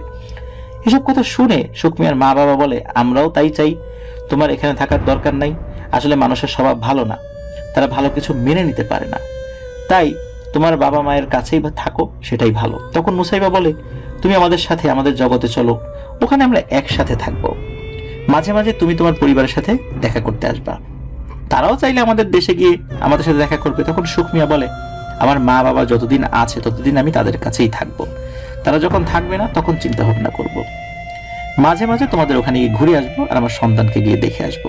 নুসাইবা বলে, ঠিক আছে, তুমি যেটা ভালো মনে করো। তখন সুখ মিয়া বলে, আমার মেয়েকে দেখবো। তখন নুসাইবা সুখ মিয়া এবং সুখ মিয়ার মা বাবাকে তাদের সন্তানকে দেখিয়েছিল। তারা সুখ মিয়ার মেয়েকে দেখে কান্নাকাটি করে খুব। তো ওই দিনের মতোই কথা শেষ করে নুসাইবা চলে যায়। এরপর মাঝে মাঝে সুখ মিয়া নুসাইবার জগতে যেত এবং দেখে আসতো তার সন্তানকে। 1990-92 সালে সুখ মিয়ার বাবা মা দুজনই মারা গেলে হঠাৎ করে সুখ মিয়া নাকি নিরুদ্দেশ হয়ে যায়। এরপর আর কখনো কেউ সুখ মিয়াকে দেখেনি। সে কোথায় গেছে, কেমন আছে, মারা গেছে নাকি বেঁচে আছে, এটা কেউ জানে না। সুখ মিয়ার মা বেঁচে থাকতে তার বোনকে এটার জন্য অনেক দোষারোপ করেছিল, যে আমার মায়ের পেটের বোন হয়ে কিভাবে আমার এত বড় ক্ষতি করলি। এসব সুখমিয়ার মা তার বোনকে বলেছিল। সুখমিয়ার খালা নাসরিন বেগম এটার জন্য বোন দুলাভাই এবং সুখমিয়ার কাছে অনেকবার ক্ষমা চেয়েছে। সে বলেছে তারা যদি মাফ না করে তাহলে সে মরে গেলেও শান্তি পাবে না। তার এত অনুশোচনা দেখে সুখমিয়ার বাবা মা এবং সুখমিয়া এই নাসরিন বেগমকে মাফ করে দেয়। সুখমিয়ার মা মারা যাবার আগে তার বোনকে বলে গিয়েছিল সুখমিয়ার 3টা সন্তান, 2টা ছেলে, 2টা মেয়ে, 1টা ছেলে। তারা এখন ভালো আছে, তারা তাদের নানা নানির কাছে থাকে। সুখমিয়ার খালা এখন আর নাই, উনিও মারা গেছেন। মূলত এটাই ছিল ঘটনা। সুখমিয়ার খালা নাসরিন বেগম এই ঘটনাটা তার এক রিলেটিভকে বলেছিল, তিনি এই কাজটি কিভাবে করেছিলেন এবং সবকিছু তো উনি শুনেছিলেন সুখমিয়ার মায়ের কাছ থেকে। এই জন্য এই ঘটনাটি পুঙ্খানুপুঙ্খভাবে জানা গিয়েছিল। সেই রিলেটিভের বাড়ি এই যে আশিক যিনি ঘটনাটা বলেছেন তার দাদার কাছ থেকে সংগ্রহ করেছেন, তার দাদার মামার বাড়ির পাশেই। আশিকের দাদার মামা বাড়িতে অনেক যাওয়া আসা হতো। সেই সময় কথার ফাঁকে গল্প করার সময় আশিকের দাদার কাছে ওই তার মামা বাড়ির পাশের সেই লোক এই ঘটনাটা আশিকের দাদাকে বলেছিল। আশিকের দাদা 2017 সালে আশিককে এই ঘটনাটা বলেছিলেন। আশিকের দাদা এখন আর বেঁচে নাই, এটাই ছিল ঘটনা। সুখমিয়া এখনো বেঁচে আছে কিনা বা তার সংসারে সবাই কেমন আছে, তারা কোথায় আছে, এটার কোনো খোঁজ খবর কেউ জানে না। এভাবেই শেষ হয়ে যায় সুখমিয়া আর নুসাইবা পরীর ভালোবাসার অধ্যায়। মানুষ আসলে মানুষের ভালো চায় না, এটাই বিভিন্ন সময় মানুষ তার কাজের মাধ্যমে প্রকাশ করেছে। এমন ইতিহাস বহু রয়েছে। তো আমরা যারা, বিশেষ করে বাঙালিরা, আমাদের একটা স্বভাব হলো যে কোনো মানুষকে টেনে পেছনে নিয়ে যাওয়া। কিন্তু প্রিয় লিসেনার্স, একটা মজার বিষয় কি জানেন? আমরা বাঙালিরা বা যে কোনো মানুষ একটা জায়গায় শুধু কোনো মানুষকে সামনের দিকে এগিয়ে যেতে দেই, আমাদের সামনে তাকে যেতে দেই, সেটা হলো নামাজের কাতারে। নামাজের কাতারে আমি যদি পেছনের কাতে দাঁড়িয়ে থাকি তাহলে আমি চেষ্টা করবো যে পেছন থেকে ভাই যাই, সামনে যান, সামনে যান, সামনে দিকে গিয়ে দাঁড়ান। আমি নিজে সামনে যাচ্ছি না, আর একজনকে সামনে ঠেলে দিচ্ছি। আমার মনে হয় প্রিয় লিসেনার্স, এই একটা জায়গায় আমরা শুধু মানুষকে আমাদের সামনে যেতে দেই, তাছাড়া কেউ আমাদের সামনে যাক এটা আমরা চাই না। কারো ভালো আমরা চাই না, ভালো দেখলে আমরা হিংসায় জ্বলে পুড়ে ছারখার হয়ে যাই। প্রিয় লিসেনার্স, পৃথিবীতে এই একটি মাত্র গুনাহ রয়েছে যে গুনাহের কারণে অন্য নেক আমলগুলো ধ্বংস হয়ে যায়। কেউ যদি ব্যভিচার করে তার ব্যভিচারের গুনাহ হয়, কেউ মিথ্যা বললে মিথ্যা বলার গুনাহ হয়, কিন্তু কেউ যদি হিংসা করে তাহলে তার সমস্ত নেক আমল জ্বলে পুড়ে ছাই হয়ে যায়। এই হিংসা এমন মারাত্মক একটা জিনিস। আল্লাহ আমাদের এই সমস্যাগুলো থেকে হেফাজত করুন। প্রিয় লিসেনার্স, কেমন লাগলো নুসাইবা পরীর ঘটনা, হাফিজের ঘটনা এবং মাশফিক ভাইয়ের ঘটনা? আশা করছি এই দুটো ঘটনাই আপনাদের ভালো